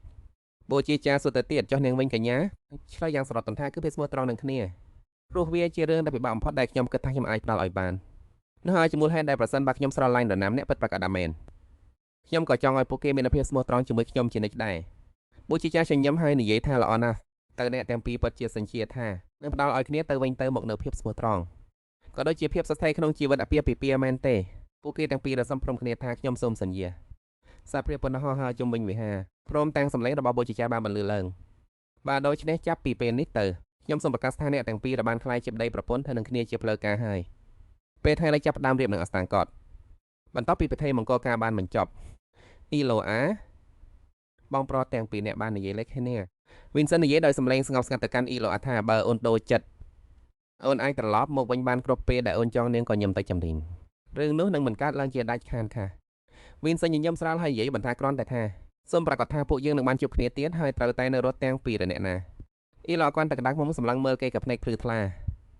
ាសៃយ៉ាន់ដែលឈរនៅក្បែរនោះក៏និយាយបន្លឺឡើងថាមែនហើយភាគខាងជើងមានវិញ្ញាណគំនុំជាច្រើនហើយអាកាសធាតុនឹងត្រជាក់ខ្លាំងណាស់អ៊ីចឹងអូនត្រូវប្រយ័ត្នខ្លួនណាគេដើរចូលមកកាត់សម្ដីពួកគេវាគឺជាដំណើរដ៏វែងឆ្ងាយដោយតែខ្ញុំបាននិយាយខ្ញុំនឹងមិនទៅភាគខាងជើងក្នុងរយៈពេល1ឆ្នាំនេះទេព្រោះតាមបញ្ជារបស់ព្រះមហាក្សរខ្ញុំមិនអាចចាស់ការចេញពីក្រុងនេះបានទេបើមិនទាន់ច្បាស់ដបងក្តេងពន្ធផ្កាសុកទេនោះតែខ្ញុំផ្អើលហើយនិយាយឡើងថាចောင်းឡាំហងងុកមិនមែនជាក្តារជនដ៏ល្បីឈ្មោះម្នាក់នោះទៅអីនាងអនមុខចាស់ធ្វើជាអាណិតអាសូរខ្ញុំមិននឹកស្មានសោះថាលោកត្រូវទទួលបេកម្មដល់គ្រោះថ្នាក់បែបនេះសោះរួចហើយនាងក៏ងើបមុខឡើងភ្នែកទាំងគូរបស់នាងរលឹងរលោងដូចជាកំប្រឹងបង្ខំឲ្យចេញទៅភ្នែកមកអ៊ីចឹងខ្ញុំនឹងរងចាំលោកជាកុំឲ្យរងរបួសស្អុយសោះណាបងសម្លាញ់ជូហានក៏ជាស្ងៀមធ្វឹងភ្លាមមួយរំពេចទឹកមុខរបស់គេមើលទៅមានភាពប្រកបស្ទះយ៉ាងខ្លាំងគេញោខ្លួនទៅជារូបញប់បាយក្បាលដកដងហាមទៅមួយខ្យល់ចេញដំណើរទៅឡើងរទេះសេះទៅអ៊ីឡូអាផ្អែកខ្លួនទៅក្រោយហើយបត់ដៃដល់បងប្រុសទាំងពីរនាក់អ្នកទាំងអស់គ្នាថែរក្សាសុខភាពផងណាខ្ញុំនឹងសរសេរសម្បត្តិផ្ញើទៅអ្នកទាំងអស់គ្នាយើងនឹងបានជួបគ្នាវិញជាមិនខានទេរទេះសេះបានខ្លាចឆ្ងាយបន្តចំណងតែនាងនៅតែងាកក្រោយមើលតាមរួចហើយអ៊ីឡូអាក៏អង្គុយចដកដង្ហើមធំដោយភាពធ្វើសួស្បាយនឹងអបតក្តារខ្លះមុំឡើងបន្ទាប់មកក៏ទាញស៊ីខ្នងតក្តារខ្លះមុំនោះចេញថ្នំទាញកំភ្លើងវែងមួយដើមចេញមកហើយខ្លួនផងណាចុះហាងក្នុងពេលនេះខ្ញុំនឹងស្នាក់នៅផ្ទះរបស់លោកហើយផ្លាស់ប្ដូរវាសនារបស់ខ្ញុំអ៊ីឡូអារេណាភរិយារបស់តកូលណាវិដែលជាក្រាជនកំពុងត្រូវបានតាមចាប់ខ្លួនលំដាប់ថ្នាក់ទី1តែមួយគត់នៃចក្រភពវេលីណាស្លាមហងងុកគឺជាតួអង្គសំខាន់នៃអង្គការអេដែលជាអង្គការអន្តរកម្មដ៏ធំបំផុតនៃចក្រភពហើយក៏ធ្លាប់ជាអ្នកប្រមាញ់វិញ្ញាណដ៏ល្បីល្បាញបំផុតគ្រប់សម័យកាលពួកវិញ្ញាណដែលស្លាប់ដោយភាពអយុត្តិធម៌ទាំងនោះបានធ្វើឲ្យចក្រភពពីណាសដែលធ្លាប់តែសន្តិភាពត្រូវប្រែក្លាយទៅជាដែនដីនៃភាពភ័យខ្លាចពួកវាលេចមុខមកដោយមិនមានការព្រមានអ្វីទាំងអស់សម្រាប់រង្ការមនុស្សយ៉ាងព្រៃផ្សៃតែសំណាងណាស់ពួកវាបែរជាត្រូវចាញ់អំណាចដ៏បរិសុទ្ធនិងត្បូងមានតម្លៃដែលពួកវាបន្សល់ទុកយោងតាមច្បាប់របស់ទាំងនោះគឺជាទ្រព្យសម្បត្តិផ្ដាច់មុខរបស់វិហារប៉ុន្តែចំពោះឡាំហងុកវិញគឺខុសគ្នាអក្រិតជនអ្នកប្រមាថវិញ្ញាណខុសច្បាប់រូបនេះបានប្រើប្រាស់ត្បូងមានតម្លៃទាំងនោះដើម្បីឧបត្ថម្ភដល់អង្គការអេសព្រោះតែហេតុនេះហើយឡាំហងលោកទៅខ្លាយជាសត្រូវដ៏ដំបូងបំផុតរបស់ព្រះវិហារនិងជាក្រាជនដ៏ល្បីឈ្មោះបំផុតនៃចក្រភពដែលជាមនុស្សដែលជូហានបានចំណាយពេលជាច្រើនឆ្នាំតាមចាប់ខ្លួនយ៉ាងអត់ប្រយោជន៍ឡាមហងងុកគឺជាគូប្រជែងតែមួយគត់ជូហានមិនអាចយកឈ្នះបាននាងកំពុងអង្គុយជួតកាំភ្លើងបាញ់សัตว์ក្នុងចិត្តក៏នឹកអរគុណដល់ព្រះអង្គម្ចាស់ដែលបានជួយអន្រាកមូនធ្វើឲ្យគ្រប់យ៉ាងដំណើរការទៅដោយងាយស្រួលជាងមុនបើមិនដូច្នេះទេនាងសន្តាក្លប់ចូលទៅក្នុងនោះប្រហែលជាត្រូវចំណាយពេលយ៉ាងតិចក៏1ខែដែរប៉ុន្តែនាងត្រូវតែប្រញាប់ជើងធ្វើសកម្មភាពស្រាប់តែមានការឈឺចាំមួយរំពេចធ្វើឲ្យនាងឈឺចុកចាប់រហូតដល់ត្រូវក្តាប់ជាប់ដើមទ្រង់ខ្លួនឯងនាងមិនអាចខ្ជះខ្ជាយពេលវេលាបានទៀតទេនាងព្យាយាមគ្រប់គ្រងដង្ហើមយឺតៗដើម្បីកាត់បន្ថយការឈឺចាប់បើចង់រស់រានមានជីវិតនាងត្រូវតែរករបស់នោះឲ្យឃើញឲ្យលឿនបំផុតនាងលើកដៃដាក់លើថ្ងាសរួចដង្ហើមធំមួយខ្សើតហើយដើម្បីធ្វើឲ្យបានសម្រេចទឹកមុខរបស់នាងក៏ចាប់ផ្ដើមប្រែជាត្រជាក់ស្រេបអស់ភាពជាមនុស្សខ្លួនគួរតែចាប់ផ្ដើមពីការធ្វើស្និទ្ធស្នាលជាមួយកូនប្រុសរបស់ជូហានសិនទឹកមុខរបស់នាងកាន់តែមើលទៅគួរឲ្យខ្លាចជាងមុនបន្ទាប់មកក៏យកកម្មភ្លើងញាត់ចូលទៅក្នុងមាត់តុក្កតាខ្លាឃ្មុំពោផ្កាជោគក្មេងធំតាតែចូលចិត្តខ្លួននឹងមិនមែនទេដូច្នេះរឿងនេះប្រហែលជាមិនបាក់កាពេនោះទេស្រាប់តែនាងក៏ភ្ញាក់ខ្លួននឹកឃើញរឿងអ្វីម្យ៉ាងចប់សិន លើនេះទៅតែនាងនឹងឃើញរឿងនោះក្មេងតូចនោះក៏ជាកូនប្រុសរបស់នាងដែររឿងនេះវាចម្លែកបន្តិចបណ្ដេចខ្សែភ្នែករបស់នាងបែរជាចាប់ផ្ដើមភ្លឺថ្លារំភើបចិត្តខ្លាំងណាស់នាងបានទៅស្រមើមិនដល់ពេលវេលាដែលនាងនឹងបានទៅដើរលេងក្រៅផែជាមួយក្មេងតូចនោះរ៉ៃក្រេនាងយកដៃទាំងពីររោបមុខខ្លួននឹងដោយភាពពេញចិត្តតែវានឹងសប្បាយរីករាយកម្រិតណាស់ទៅបើបានចេញទៅក្រៅលេងជាមួយកូនរត់របស់ខ្លួននោះនាងនៅដល់មុខមាត់ខឹងសម្បារបស់លោកអ្នកអុកញ៉ាដែលកាន់ដាវដេញតាមនាងនឹងរូបភាពក្មេងតូចចំណែកលើដៃមុខខាងនាងហើយហៅពាក្យថាប្រយ៉ាងផ្អែមល្ហែមអ៊ីឡូអាអោបមុខខ្លួននឹងដោយភាពរំភើបយ៉ាងខ្លាំងទីបំផុតឥឡូវនេះខ្លួននឹងក៏មានគ្រួសារជាមួយគេដែរនាងឲ្យបងនួនមើលទៅខាងក្រៅអ៊ីឡូអាដាក់កែនៅទៅចង្ការរួចនិយាយដោយស្រួលអារម្មណ៍ថាគ្មានមកពាក់ពន្ធទីបំផុតខ្លួននឹងក៏អាចសាកកលបងផែនការបែបនេះបានហើយពេលនោះអ្នកបើបានប្រកាសថាបានមកដល់កូនដែរហើយទស្សនភាពដែលនៅចំពោះមុខនាងគឺប្រាសាទដំហមាដ៏ស្រស់ស្អាតអស្ចារ្យតែធ្វើឲ្យនាងមានអារម្មណ៍រំភើបខ្លាំងបំផុតល្អណាស់នេះគឺជាការចាប់ផ្ដើមធ្វើប្រកាសដល់មែននាងចាប់កាន់តែធៀរទេសះយ៉ាងសប្បាយរីករាយហើយប្រាប់ថាតោះយើងទៅនាងកវីដៃយ៉ាងរំភើបដើម្បីស្វាគមន៍ទឹកដីថ្មីប៉ុន្តែអ្វីដែលមករងចាំស្វាគមន៍នាងវិញគឺការដួលមួយទំហឹងតែម្ដងមុខរបស់នាងបោកផ្ទាប់ទៅនឹងដីតែម្ដងយកខ້ອຍនេះស្លៀកទៅពួកនាងកាត់ឆាកមកកាន់នៅកណ្ដាលទីលានព្រើសឹកបោះសូលឺសំឡេងកោះទ្វារព្រាមនោះកំរោបបងមួយត្រូវបានគេកាច់បំបីដោយដៃទទេមើលទៅដូចជាអ្នកស្រីរបស់យើងបានមកដល់ហើយបងសម្នាក់ក្នុងឈុតអ្នកបម្រើការងារនៅក្នុងផ្ទះជាមួយក្រសែភ្នែកដ៏ត្រជាក់ស្រេបពិតជាមិននឹកស្មានដល់សោះថាខ្ញុំនឹងអាចរត់ដល់ថ្ងៃដែលបានជួបមុខអ្នកស្រីអ្នកទាំងពីរប្រសិនបើនាងគឺជាមនុស្សដែលម្ចាស់បានជ្រើសរើសនាងប្រកាសជាមានកម្លាំងខ្លាំងក្លាណាស់យ៉ាងណាក៏ដោយនាងក៏ជាអ្នកស្រីនៃតកូលអុកញ៉ាភាគខាងជើងដែរអញ្ចឹងរឿងហ្នឹងគឺច្បាស់កន្លែងហើយហ្វែក៏ចាប់ផ្ដើមបើកយីដឺទីទឹកមុខរបស់អ្នកទាំងពីររប្រៃជាមឹងម៉ាត់ដូចជាបានត្រៀមខ្លួនរួចជាស្រេចដើម្បីជួបអ្នកដែលកំពុងដើរចូលមកគ្មានអ្វីត្រូវសង្ស័យទៀតទេនាងគឺជាអ្នកចម្បាំងដ៏អស្ចារ្យម្នាក់ពិតប្រាកដមែនខ្ញុំត្រាំមិនបានទេក៏សង្ស័យក្នុងចិត្តថាទៅនាងនឹងខ្លាំងដល់កម្រិតណាស់ទៅមានអ្នកបំរើដែលមានទឹកមុខម៉ាំងម៉ាត់ខ្ញុំភ័យណាស់ខ្ញុំពិតជារំភើបខ្លាំងណាស់នឹកស្មានថាជាអ្នកដែលមានអំណាចខ្លាំងក្លាតែផ្ទុយទៅវិញគេបែរជាដើរចូលមកជាមួយក្រសែភ្នែកស្លូតបូតដោយកូនឆ្កែមើលទៅគួរឲ្យណិតណានេះជាកណ្ដោហាំស្តេមែនទេអ្នកទាំងពីរឬសាឡាងកាំងខ្លាំងពេលឃើញមនុស្សនៅចំពោះមុខតែអ្នកគ្រប់គុំផ្ទៃយកខ្លួនសួរផ្ទៀងផ្ទាត់ឡើងវិញចុះលោកជំទាវមែនទេបាទចាសនាងញឹមយ៉ាងស្រស់ស្រាយសប្បាយចិត្តយកសម្បត្តិដែលមានត្រាបោកគ្រួសារមកកាន់លោកអុកញ៉ាខ្ញុំឈ្មោះអេឡាណូអ្វីអ្នកទាំងពីរបានហើយតម្រើស្រេចសັບដោយសង្ស័យថាតែនាងពិតជាមនុស្សដែលលោកអុកញ៉ាបានរៀបរាប់មែនទេអ្នកគ្រប់គុំផ្ទះមានអារម្មណ៍មិនគួរឲ្យជឿសោះនាងកំពុងការសម្បត្តិដែលមានត្រារបស់លោកអុកញ៉ាក្នុងស្ថានភាពបែបនេះយើងមិនអាចធ្វើអ្វីបានឡើយយើងត្រូវតែដឹងស្មារតីឡើងវិញក្រសែភ្នែករបស់អ្នកបំរើស្រីប្រៃជាមួយស្រួចភ្លាមភ្លីទោះបីជានាងទង់ស្ដៅកម្រិតណាក៏ដោយផែនការរបស់យើងគឺមិនផ្លាស់ប្ដូរទេអ្នកមើលការខុសត្រូវក៏ចាប់ផ្ដើមជួញចិញ្ចឹមហើយនិយាយថាចាប់ពីពេលនេះទៅយើងនឹងតាមចំហានរបស់លោកជំទាវឲ្យបានដល់តើកែនាងនៅទីនោះទាំងភាពវឹងឆ្ងល់មិនយល់ថាពួកគេកំពុងនិយាយពីរឿងអ្វីនៅខាងលោកអុកញ៉ាវិញលោកកំពុងស្ដាប់កូនចៅរាយការណ៍អំពីពន្ធមានដែលទៅតែស៊ើបអង្កេតបាននេះគឺជាស្ថានីយ៍ផ្គត់ផ្គង់ទឹកកន្លែងដែលបានកើតហេតុអគ្គិភ័យកាលពី1ខែមុនប៉ុន្តែបន្ទាប់ពីស៊ើបអង្កេតរួចចំមុំយើងបានតែនោះមិនមែនគ្រាន់តែជាឧបទ្ទហេតុធម្មតានោះទេប៉ុន្តែមានអ្នកដែលបានតាំងចិត្តបង្កឲ្យមានការផ្ទុះគ្រាប់បែកនេះមិនមែនជាស្ថានីយ៍ផ្គត់ផ្គង់ទឹកធម្មតាឡើយប្រុសនោះកាន់កណាត់មួយដុំនៅក្នុងដៃរួចក៏បើកកណាត់នោះចេញនៅលើនោះមានរូបភាពរបស់លាកក្បាលមួយដែលមានដៃចាក់ឡោះពងមានតម្លៃផ្អែកលើតម្រងនៃសាកសពតែត្រូវបានរកឃើញនឹងប្រភពនៃត្បូងតែបានរកឃើញនោះ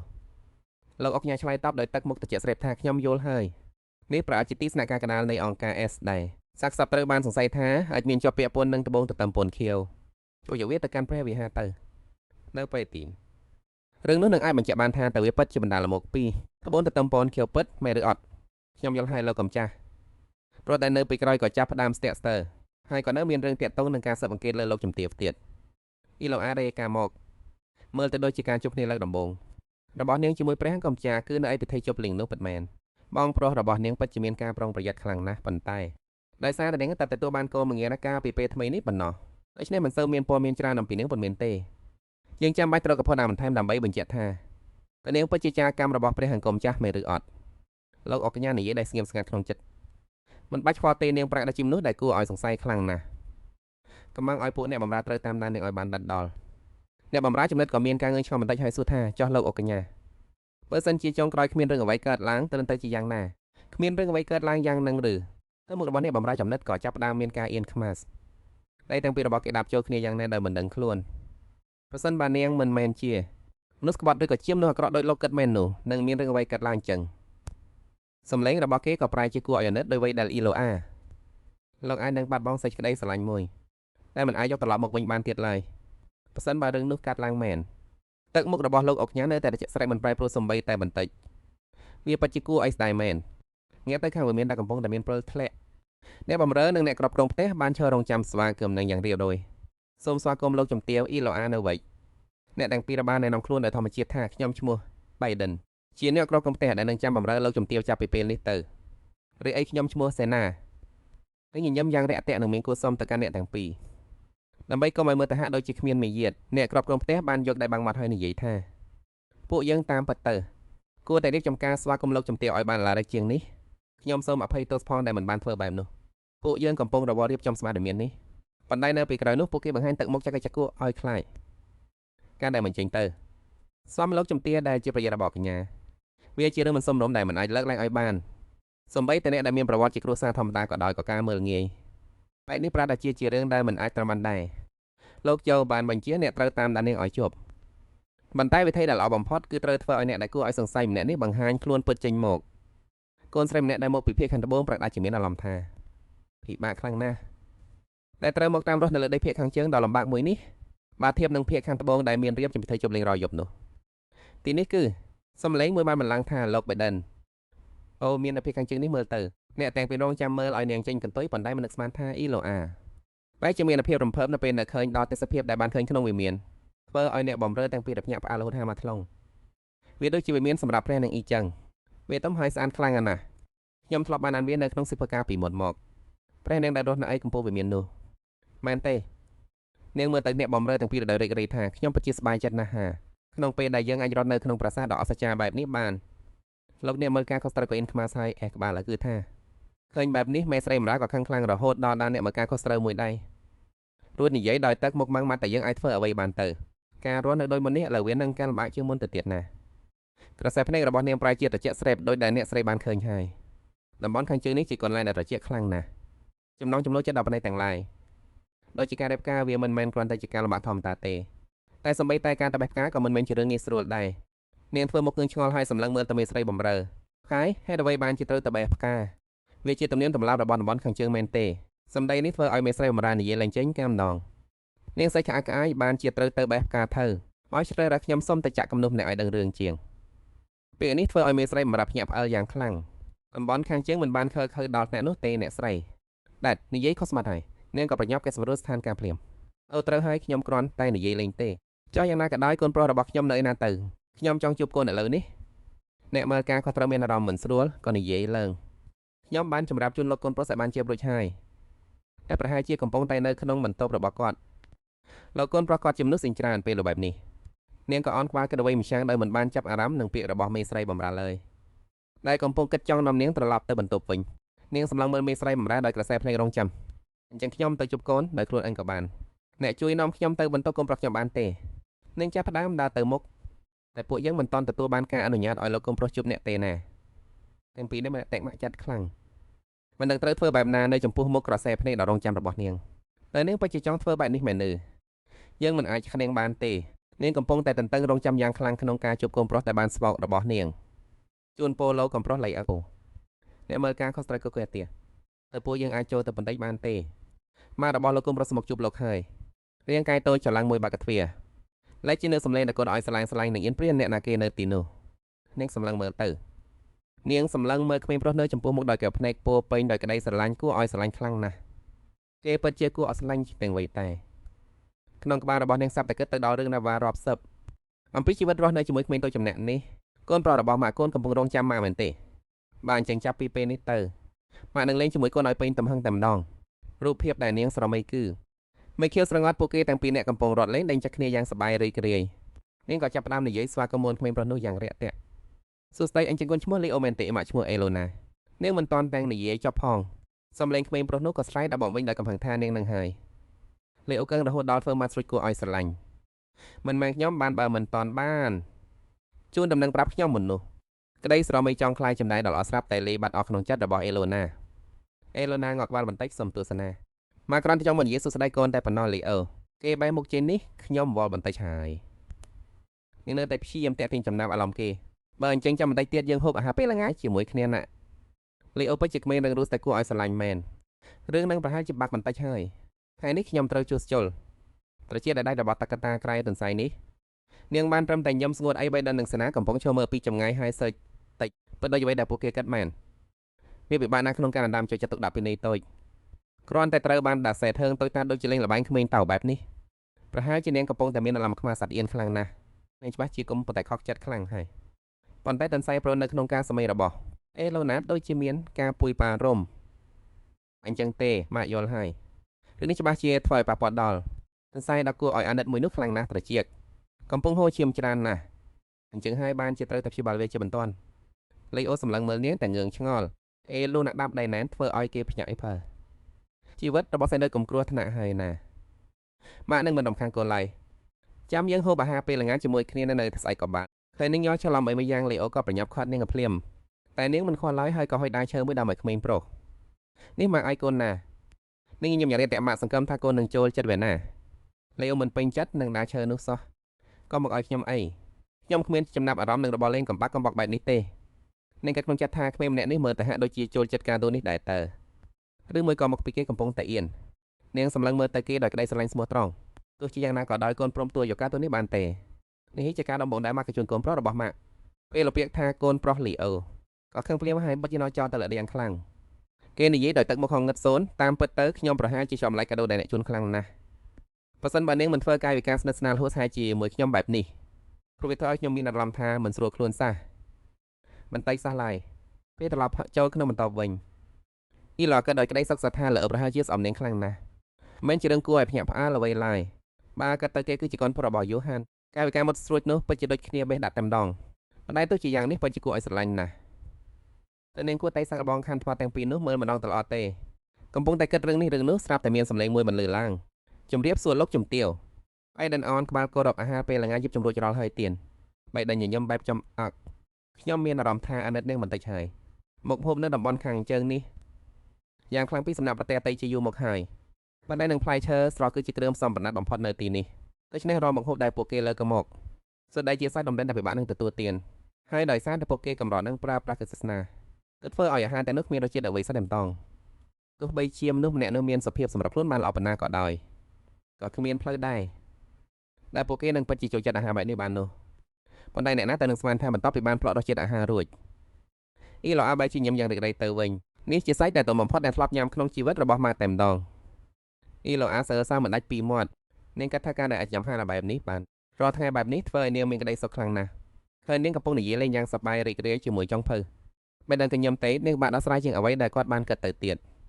ក្រោយអាហាររួចអ៊ីឡូអាក៏អាចពោះយ៉ាងពេញចិត្តនៅពេលសួរថាលេអូជួយចាត់មកអានដែរឬអត់តតបៃដិនក៏និយាយដោយគោរពថាសូមអធិស្ឋានឲ្យខ្ញុំផងលោកជំទាវអ៊ីឡូអាខ្ញុំមានរឿងចង់និយាយជាមួយលោកជំទាវអំពីលោកប្រុសតូចលេអូបន្តិចបានទេអ៊ីឡូអាមានការភ្ញាក់ផ្អើល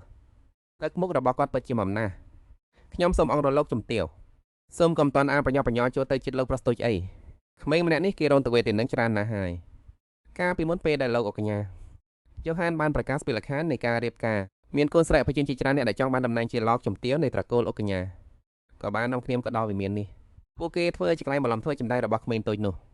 ហើយដោយសារតែវាជាលើកដំបូងដែលលោកប្រុសតូចបានទទួលអារម្មណ៍នៃវត្តមានរបស់ម្ដាយម្នាក់ធ្វើឲ្យគេមានក្តីសុខយ៉ាងខ្លាំងប៉ុន្តែគ្មាននរណាម្នាក់ក្នុងចំណោមពួកគេដែលអាចត្រាំនឹងបរិយាកាស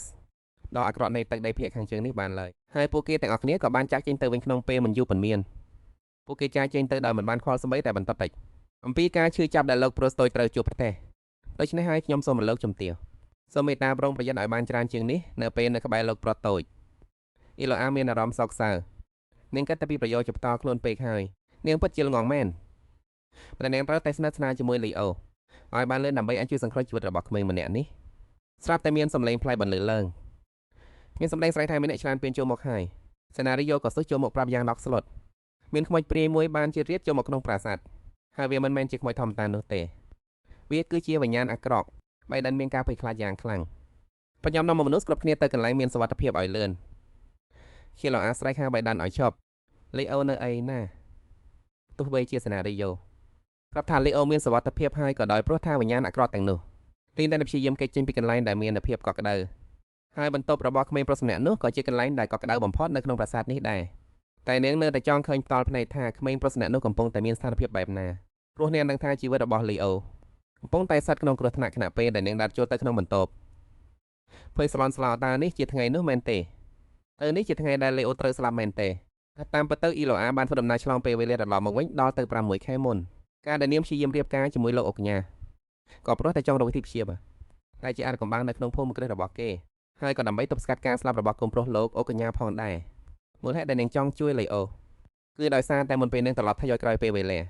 លោកអុកញ៉ាផ្ទាល់គឺជាអ្នកដែលបានជួយសង្គ្រោះនាងត្រឡប់មកក្នុងប្រាសាទវិញបៃដិនមើលទៅក្នុងបន្ទប់ទាំងភ័យស្លន់ស្លោហេតុអ្វីបានជាក្មេងប្រុសមិននៅក្នុងបន្ទប់ទៅវិ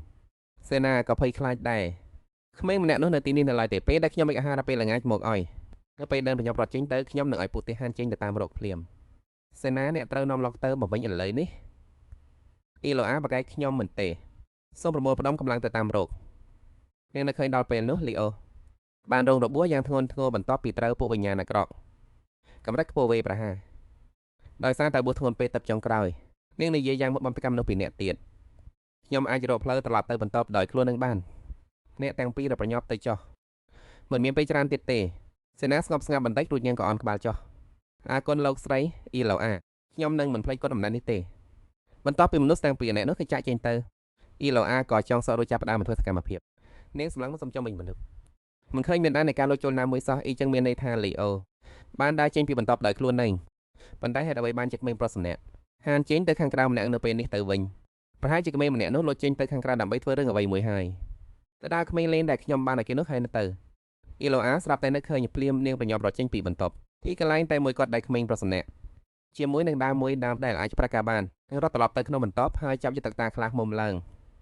ដល់កាំភ្លើងដែលលាក់ទុកនៅខាងក្នុងនោះចេញមកនាងនៅម្ដងកាំភ្លើងទៅខាងមុខពិតទៅជាហ្វីដែលនាងគិតទុកមែនគឺនៅឯកន្លែងវឹកហាត់ពេលនេះលីអូកំពុងប្រជុំមុខផ្ទាល់ជាមួយវិញ្ញាណអាក្រក់គេកំពុងតែញយល់ខ្លួនខ្ញុំជាមនុស្សនៃត្រកូល No awake ដោយតាក្មេងដូចជាលីអូប្រកាសជាត្រូវរបួសធ្ងន់ធ្ងរប្រសិនបើប៉ះពាល់ជាមួយវិញ្ញាណអាក្រក់នោះនាងត្រូវតែប្រញាប់ចាក់កម្ចាត់បានឆាប់ទៅពីភាគខាងជើងនេះទៅជាក់ពេកមែនទេទីតាំងនៃបេះដូងហាក់ដូចជាមិនច្បាស់ស្លាស់ដោយច្រឡដងលើយមិនអីទេត្រូវតែស្ងប់អារម្មណ៍ខ្លួននឹងធ្លាប់ធ្វើរឿងបែបនេះមកយូរហើយតើចំពោះសត្វដែលមានទំហំធំបែបនេះបេះដូងរបស់វាក៏ប្រហែលជានៅត្រង់អ៊ីឡូភ្ញាក់ខ្លួនឡើងនៅត្រង់នោះនាងសម្រេចចិត្តបាញ់មួយគ្រាប់យ៉ាងពេញទំហឹងនៅមួយជ្រុងទៀតសំឡេងរបស់លោកអុកញ៉ាដែលស្ងាត់ជ្រោមក៏បន្លឺឡើងក្នុងភាពងងឹតប្រាប់ខ្ញុំមកឲ្យច្បាស់តើមានរឿងអ្វីកើតឡើងចំពោះលីអូជំនួយការប្រញាប់រាយការណ៍ថាមានវិញ្ញាណអាក្រក់កម្រិតខ្ពស់មួយបានលេចមកនៅក្បែររដ្ឋាភិបាលខាងជើងវិញ្ញាណអាក្រក់នោះបានកំទេចចិញ្ចាំងបន្ទាយឲ្យចូលមកខាងក្នុងប្រាសាទហើយលោកកំចាស់សំណាងមិនល្អគឺនៅពេលនោះកុំប្រុសច្បងកំពុងតែនៅម្នាក់ក្នុងកន្លែងវឹកហាត់ពេលដែលលោកបៃដិនទៅដល់ទីនោះជាមួយក្រុមទាហានក៏បានឃើញថាកូនប្រុសច្បងចិត្តនឹងត្រូវវិញ្ញាណអាក្រក់វាយប្រហារព្រាមនោះក៏មានពលឺមួយយ៉ាងខ្លាំងក្លាបញ្ចេញមកហើយវិញ្ញាណអាក្រក់នោះក៏បាត់ខ្លួនទៅភ្លាមបន្ទាប់ពីនោះជាលផលលើមានសុវត្ថិភាពល្អយ៉ូហានគិតយ៉ាងជ្រាលជ្រៅជំនួយការក៏និយាយបន់ដោយភាពរំភើបថាសំណាងណាស់មើលទៅរបបផ្ញើមកពីវិហារគឺពិតជាមានប្រសិទ្ធភាពមែនតែនសំបីតែវិញ្ញាណអាក្រក់កម្រិតខ្ពស់ក៏អាចវេយយកបកវិញបានដែរចុងក្រោយនេះវិហារក៏បានទទួលស្គាល់ការខិតខំប្រឹងប្រែងរបស់លោកអុកញ៉ាហើយមែនទេយ៉ូហានសុទ្ធតែងឿងឆ្ងល់ចោះនាងវិញយ៉ាងម៉េចដែរជំនួយការបង្ហាញអាការៈភ្ញាក់ផ្អើលអីគេណាគាត់សួរវិញតាមឆ្ងល់ថាទៅពេលនោះអ្នកស្រីអុកញ៉ាកំពុងធ្វើអ្វីជំនួយការក៏ឆ្លើយដប់ទៅវិញថាតើលោកចង់សម្ដៅលើអ្នកស្រីអ៊ីឡាមែនទេបន្ទាប់ពីហេតុការណ៍នោះកើតឡើងពួកទាហានក៏បានឃើញអ្នកស្រីកំពុងស្ថិតនៅត្រង់ចុងរបៀងមួយហើយកំពុងកាន់តកតាខ្លះមុំមួយក្នុងដែរយើងបានរកឃើញអ្នកស្រីនៅច្រករបៀងមួយដែលឆ្ងាយពីបន្ទប់របស់គាត់សោះកាយវិការរបស់អ្នកស្រីគឺប្លែកខុសពីធម្មតាដូច្នេះហើយទៅពួកយើងសួរគាត់តាមពិតទៅអ្នកស្រីវង្វេងហើយកំពុងតែជំទាតផងអ្នកស្រីហាក់ដូចជាមានការភ័យខ្លាចខ្លាំងណាស់ប៉ុន្តែសំណាងល្អដែលមិនមានរោគរបួសអ្វីទាំងអស់ពីជាធ្វើចិត្តមែនប៉ុន្តែយូហានពេលបាននៅពេលបែបនេះក៏ចាប់ផ្ដើមគិតមកមីតែមិនក្រឡេះស្អាតនឹងភាពស្ងប់ស្ងាត់នៃប្រាសាទភាគខាងជើងបែរបាននិយាយទៅកាន់អ៊ីឡាថាទោះបីជាភាគខាងជើងតែមានពួកវិញ្ញាណអាក្រក់ក៏ដោយប៉ុន្តែនេះជាលើកទី1ហើយដែលមានវិញ្ញាណអាក្រក់កម្រិតខ្ពស់បែបនេះអាចលួចចូលមកក្នុងប្រាសាទបានពួកយើងកំពុងតែស៊ើបអង្កេតមូលហេតុដែលវាបាក់ខ្លួនទៅវិញភ្លាមពិនទុហើយហាក់ដូចជាគឺដោយសារសត្វ10ពិសិដ្ឋដែលបញ្ជូនមកពីព្រះវិហារនោះឯងអ៊ីឡាក៏ស្រាប់តែភ្ញាក់ផ្អើលសត្វ10ពិសិដ្ឋអញ្ចឹងហើយនាងគិតក្នុងចិត្តថាបើវាជាសត្វ10ពិសិដ្ឋមែននោះវាប្រាក់ដែលជាវត្ថុដែលមានតម្លៃបំផុតនិងមានថាពលដ៏ស័ក្តិសិទ្ធិមិនចេះចំមិនចេះហើយពីព្រះវិហារមិនខានប៉ុន្តែបើពិតជាមានសត្វ10ពិសិដ្ឋបែបនេះមែន ចុះហេតុអ្វីបានជាលីអូត្រីស្លាប់នៅជាមុនទៅវិញនាងក៏ប្រញាប់សួរភ្លាមថាចុះឥឡូវនេះសត្វ10ពិសិដ្ឋនោះនៅឯណាទៅបៃដិនតបវិញថាសត្វ10ពិសិដ្ឋហើយវានឹងមកដល់ទីនេះក្នុងពេលឆាប់ហើយនេះហើយហើពវាមក៏ដល់ទីនេះមែនវានឹងដឹងពីថាពលរបស់ខ្ញុំមិនខានឡើយនឹកស្មានមិនដល់ស្រាប់តែមានកូនឆ្កែមួយក្បាលស្ទុះមកក្នុងដៃនាងដោយធ្វើមុខដូចជាអ្នកគឺជោគវាសនារបស់ខ្ញុំធ្វើឲ្យនាងភ្ញាក់ផ្អើលយ៉ាងខ្លាំងបៃដិនក៏និយាយឡើងថាមើលទៅសត្វ10ពិសិដ្ឋនេះហាក់ដូចជាចូលចិត្តអ្នកស្រីអ៊ីឡាខ្លាំងណាស់ស៊ីឡាសង្ស័យក្នុងចិត្តកូនឆ្កែនេះនឹងហីជាសត្វ10ពិសិដ្ឋលោកក៏ឆ្លើយតបថាពិតមែនហើយវាត្រូវបានជិតមកពេលដើម្បីកម្ចាត់ពួកវិញ្ញាណអាក្រក់នៅភាគខាងជើងនេះឯងនេះឡាដល់ក្នុងចិត្តមិនអាចទៅរួចទេកូនឆ្កែនេះគ្រាន់តែជាឆ្កែចាស់តែមួយក្បាលបន្តវាគ្មានសល់ថាពលទេ3ទៀតឡើយពួកមនុស្សនៅវិហារនោះមិនចម្លែកទេដែលពួកគេការពារចលែវមិនបាននឹងញញឹមរយសម្លឹងមើលទៅកូនឆ្កែនោះអ្វីដែលខ្ញុំចង់សួរគឺមួយនេះមានឈ្មោះអ្វីដែល Biden ពួកយើងគ្រាន់តែហៅវាជាសិស្សស័ក្តិសិទ្ធិប៉ុណ្ណោះអ្នកនាងឆ្លើយដល់ភាពអន្តេះអាសាបើអញ្ចឹងទៅខ្ញុំអាចដាក់ឈ្មោះឲ្យវាបានទេលោកអាគិតក្នុងចិត្តថាដោយសារតែវាជាសត្វឆ្កែរបស់វិហារនាងលើកូនឆ្កែនោះឡើងដោយក្តីស្រឡាញ់ខ្ញុំរបស់លោកអុកញ៉ាដែលដាក់ឲ្យកូនឆ្កែនេះស្រមីមើលចោះលោកអុកញ៉ានៅខាងខ្លួននឹងថាជាម្ចាស់ដូចទៅនឹងកូនឆ្កែនៅចំពោះមុខនេះដែរទឹកមាត់របស់នាងហូរចេញពីមាត់បន្ទេឈ្មោះនេះវាល្អឥតខ្ចោះទាំងពីរអ្នកសុទ្ធតែបានវិហារជឿជាក់មានទាំងសមភាពហើយថែមទាំងមានចិត្តបរិសុទ្ធទៀតនឹងញឹមទៅដាក់កូនជ្រៅទេយន់កូនឆ្លាតណាស់ទៅនឹងឈ្មោះរបស់កូនអញ្ចឹងកូនឆ្កែក៏ប្រុសឆ្លើយដល់ដោយភាពយល់ស្របនាងនិយាយដោយរីករាយឃើញទេក៏ចូលចែកឈ្មោះមួយនេះដែរសេនាដែលនៅក្បែរនោះបង្ហាញការសង្ស័យប៉ុន្តែអ្នកនាងមិនអីទេមែនទេអ្នកនាងមិនដែលត្រូវប្រឈមមុខនឹងពួកវិញ្ញាណអាក្រក់នៅតំបន់ភៀកខាងត្បូងដ៏កក់ក្ដៅនោះឡើយហើយខ្ញុំក៏បាននៅដំណឹងថាអ្នកនាងមានការភ្ញាក់ផ្អើលយ៉ាងខ្លាំងថ្ងៃដែលកាត់រឿងនោះឡើងទៀតផងយល់ញញឹមយ៉ាងស្រស់ស្រាយអ្នកកុំបានរំភើបពីខ្ញុំមែនទេខ្ញុំមិនអីទេពួកយើងមានសត្វសឹកទៅដល់អស្ចារ្យម្នាក់នៅទីហើយតើហើយអ្នកទាំងអស់គ្នាក៏បានបំពេញភារកិច្ចយ៉ាងល្អប្រសើរក្នុងការកម្ចាត់ពួកវានាងលេងជាមួយកូនឆ្កែយ៉ាងសប្បាយរីករាយរហូតធ្វើឲ្យស្នាមានការភ្ញាក់ផ្អើលនាងសើប្រាប់ Biden ថានាងមើលទៅមិនតូចជាមនុស្សស្ដំថាតាសតែសោះលោកក៏ឆ្លើយដល់វិញថានាងបានសម្របខ្លួនបានយ៉ាងល្អទៅនឹងវប្បធម៌របស់ពួកយើងចាប់តាំងពីម្សិលមិញមកហាក់បីដូចជានាងបានលងស្រឡាញ់ដែនដីភាគខាងជើងនេះអស់ពីចិត្តទៅហើយស្នាបញ្ញវរៀនហ្នឹងកុំចាញ់បោកគេឲ្យសោះលោក Biden បង្ហាញដោយភាពរីករាយនៅបក្សីមួយនៅលើក្បាលលោក Biden មើលនេះចោះពួកសត្វនៅទីនេះហាក់ដូចជាចូលចិត្តខ្ញុំខ្លាំងណាស់ពេលឃើញកាយវិការដ៏គួរឲ្យស្រឡាញ់របស់នាងក៏ស្ទើរតែទប់ចិត្តមិនបានចំណែកលាវក៏សម្លឹងមើលមកដោយចិត្តទន់រលាយដែរធ្វើពីទៅវិញក៏ចាប់ផ្ដើមមានអាការៈភ័យស្លន់ស្លោនេះគឺជាសត្វព្រាបផ្ញើសាររបស់ឯកឧត្តមអ្នកអង្គខ្ញុំចាស់ដែនដីខាគាត់ទទួលយកសត្វព្រាបនោះមកហើយវីឡូក៏មានចិត្តសង្ស័យនឹងសត្វព្រាបផ្ញើសារមួយក្បាលនេះពេលដែលអានសម្បត្តិនោះចប់ Biden ក៏បង្ហាញទឹកមុខរីករាយយ៉ាងខ្លាំងពិតជាដំណឹងដ៏ល្អបំផុតមែនលោកកំពុងតែធ្វើដំណើរត្រឡប់មកភៀកខាងជើងនេះហើយអ្នកនាងគឺភ្លាមនៅសប្តាហ៍ក្រោយនេះអង្គយីឡូដល់ទៅជាកាំងស្មាតៃសប្តាហ៍ក្រោយនឹងមែនទេហេតុអ្វីបានជាស្រាប់តែមកចាំម្លេះតើគាត់បានដឹងរឿងអ្វីមួយហើយមែនទេស្នានឹងលាវសុទ្ធដែលបង្ហាញទឹកមុខរីពេលបាននៅដំណឹងនេះលោកវិញមានអារម្មណ៍ថាកាំងនិយាយឡើងចេញនាងទៅតែគិតក្នុងចិត្តថានាងនៅគាត់ខ្លាំងប៉ុណ្ណាទៅវិញនេះពិតជាដំណឹងល្អមែនតែហេតុអ្វីក៏ភ្លាមនោះទៅឯនាងពួកយើងបានផ្ញើរបាយការណ៍អំពីការវាយប្រហាររបស់វិញ្ញាណអាក្រក់ការប្រយ័ត្នមិញនេះហើយក្នុងសម្បត្តិបានសរសេរថាបុគ្គលដែលឈ្មោះបានបាត់ខ្លួនទៅការសង្កេតត្រូវពន្យារពេលជាបណ្ដោះអាសន្នខ្ញុំនឹងត្រឡប់មកវិញក្នុងរយៈពេល3ថ្ងៃទៀតដើម្បីស៊ើបអង្កេតរឿងរ៉ាវរបស់វិញ្ញាណអាក្រក់ព្រោះមានទឹកមុខស្រពោនតើនេះមានន័យថាគាត់ពិតជាបានតាមដាននាងមកដល់ទីនេះមែនឬមួយក៏គាត់កាត់មកដើម្បីទៅតាមដានរត់ដានជើងរបស់នាងទៅវិញបង្ហាញទៅមុខរំភើបយ៉ាងខ្លាំងតែយើងគួរតែរៀបចំពិធីជប់លៀងស្វាគមន៍គាត់ដែរឬទេសនាក៏មិនចាញ់គ្នានោះដែរសូមឲ្យខ្ញុំចូលរួមម្នាក់ផង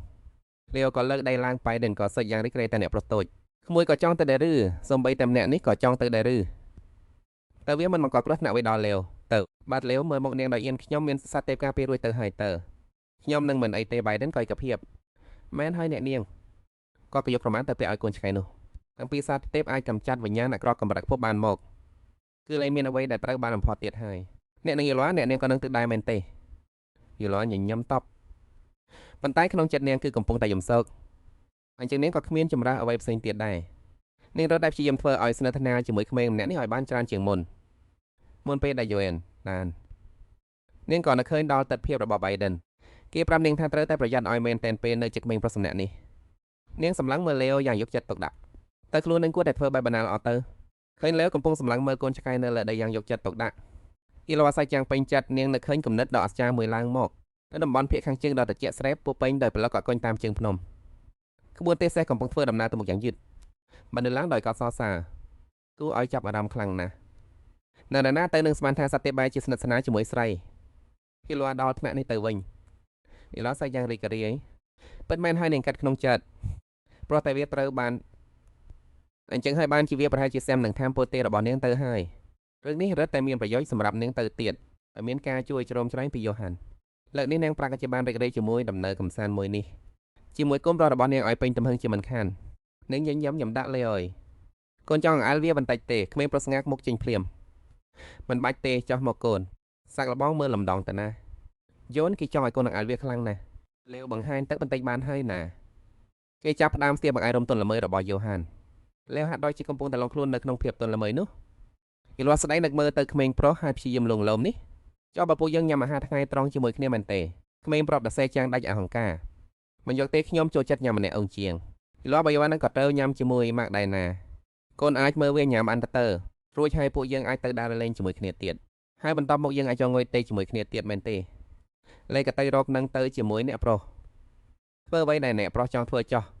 មួយសន្ទុះក្រោយមកលាវក៏ចាប់អាឡាមនឹងទេសភាពនៅចំពោះមុខគេមើលយ៉ូវ៉ានចំណែកអ៊ីឡូវ៉ា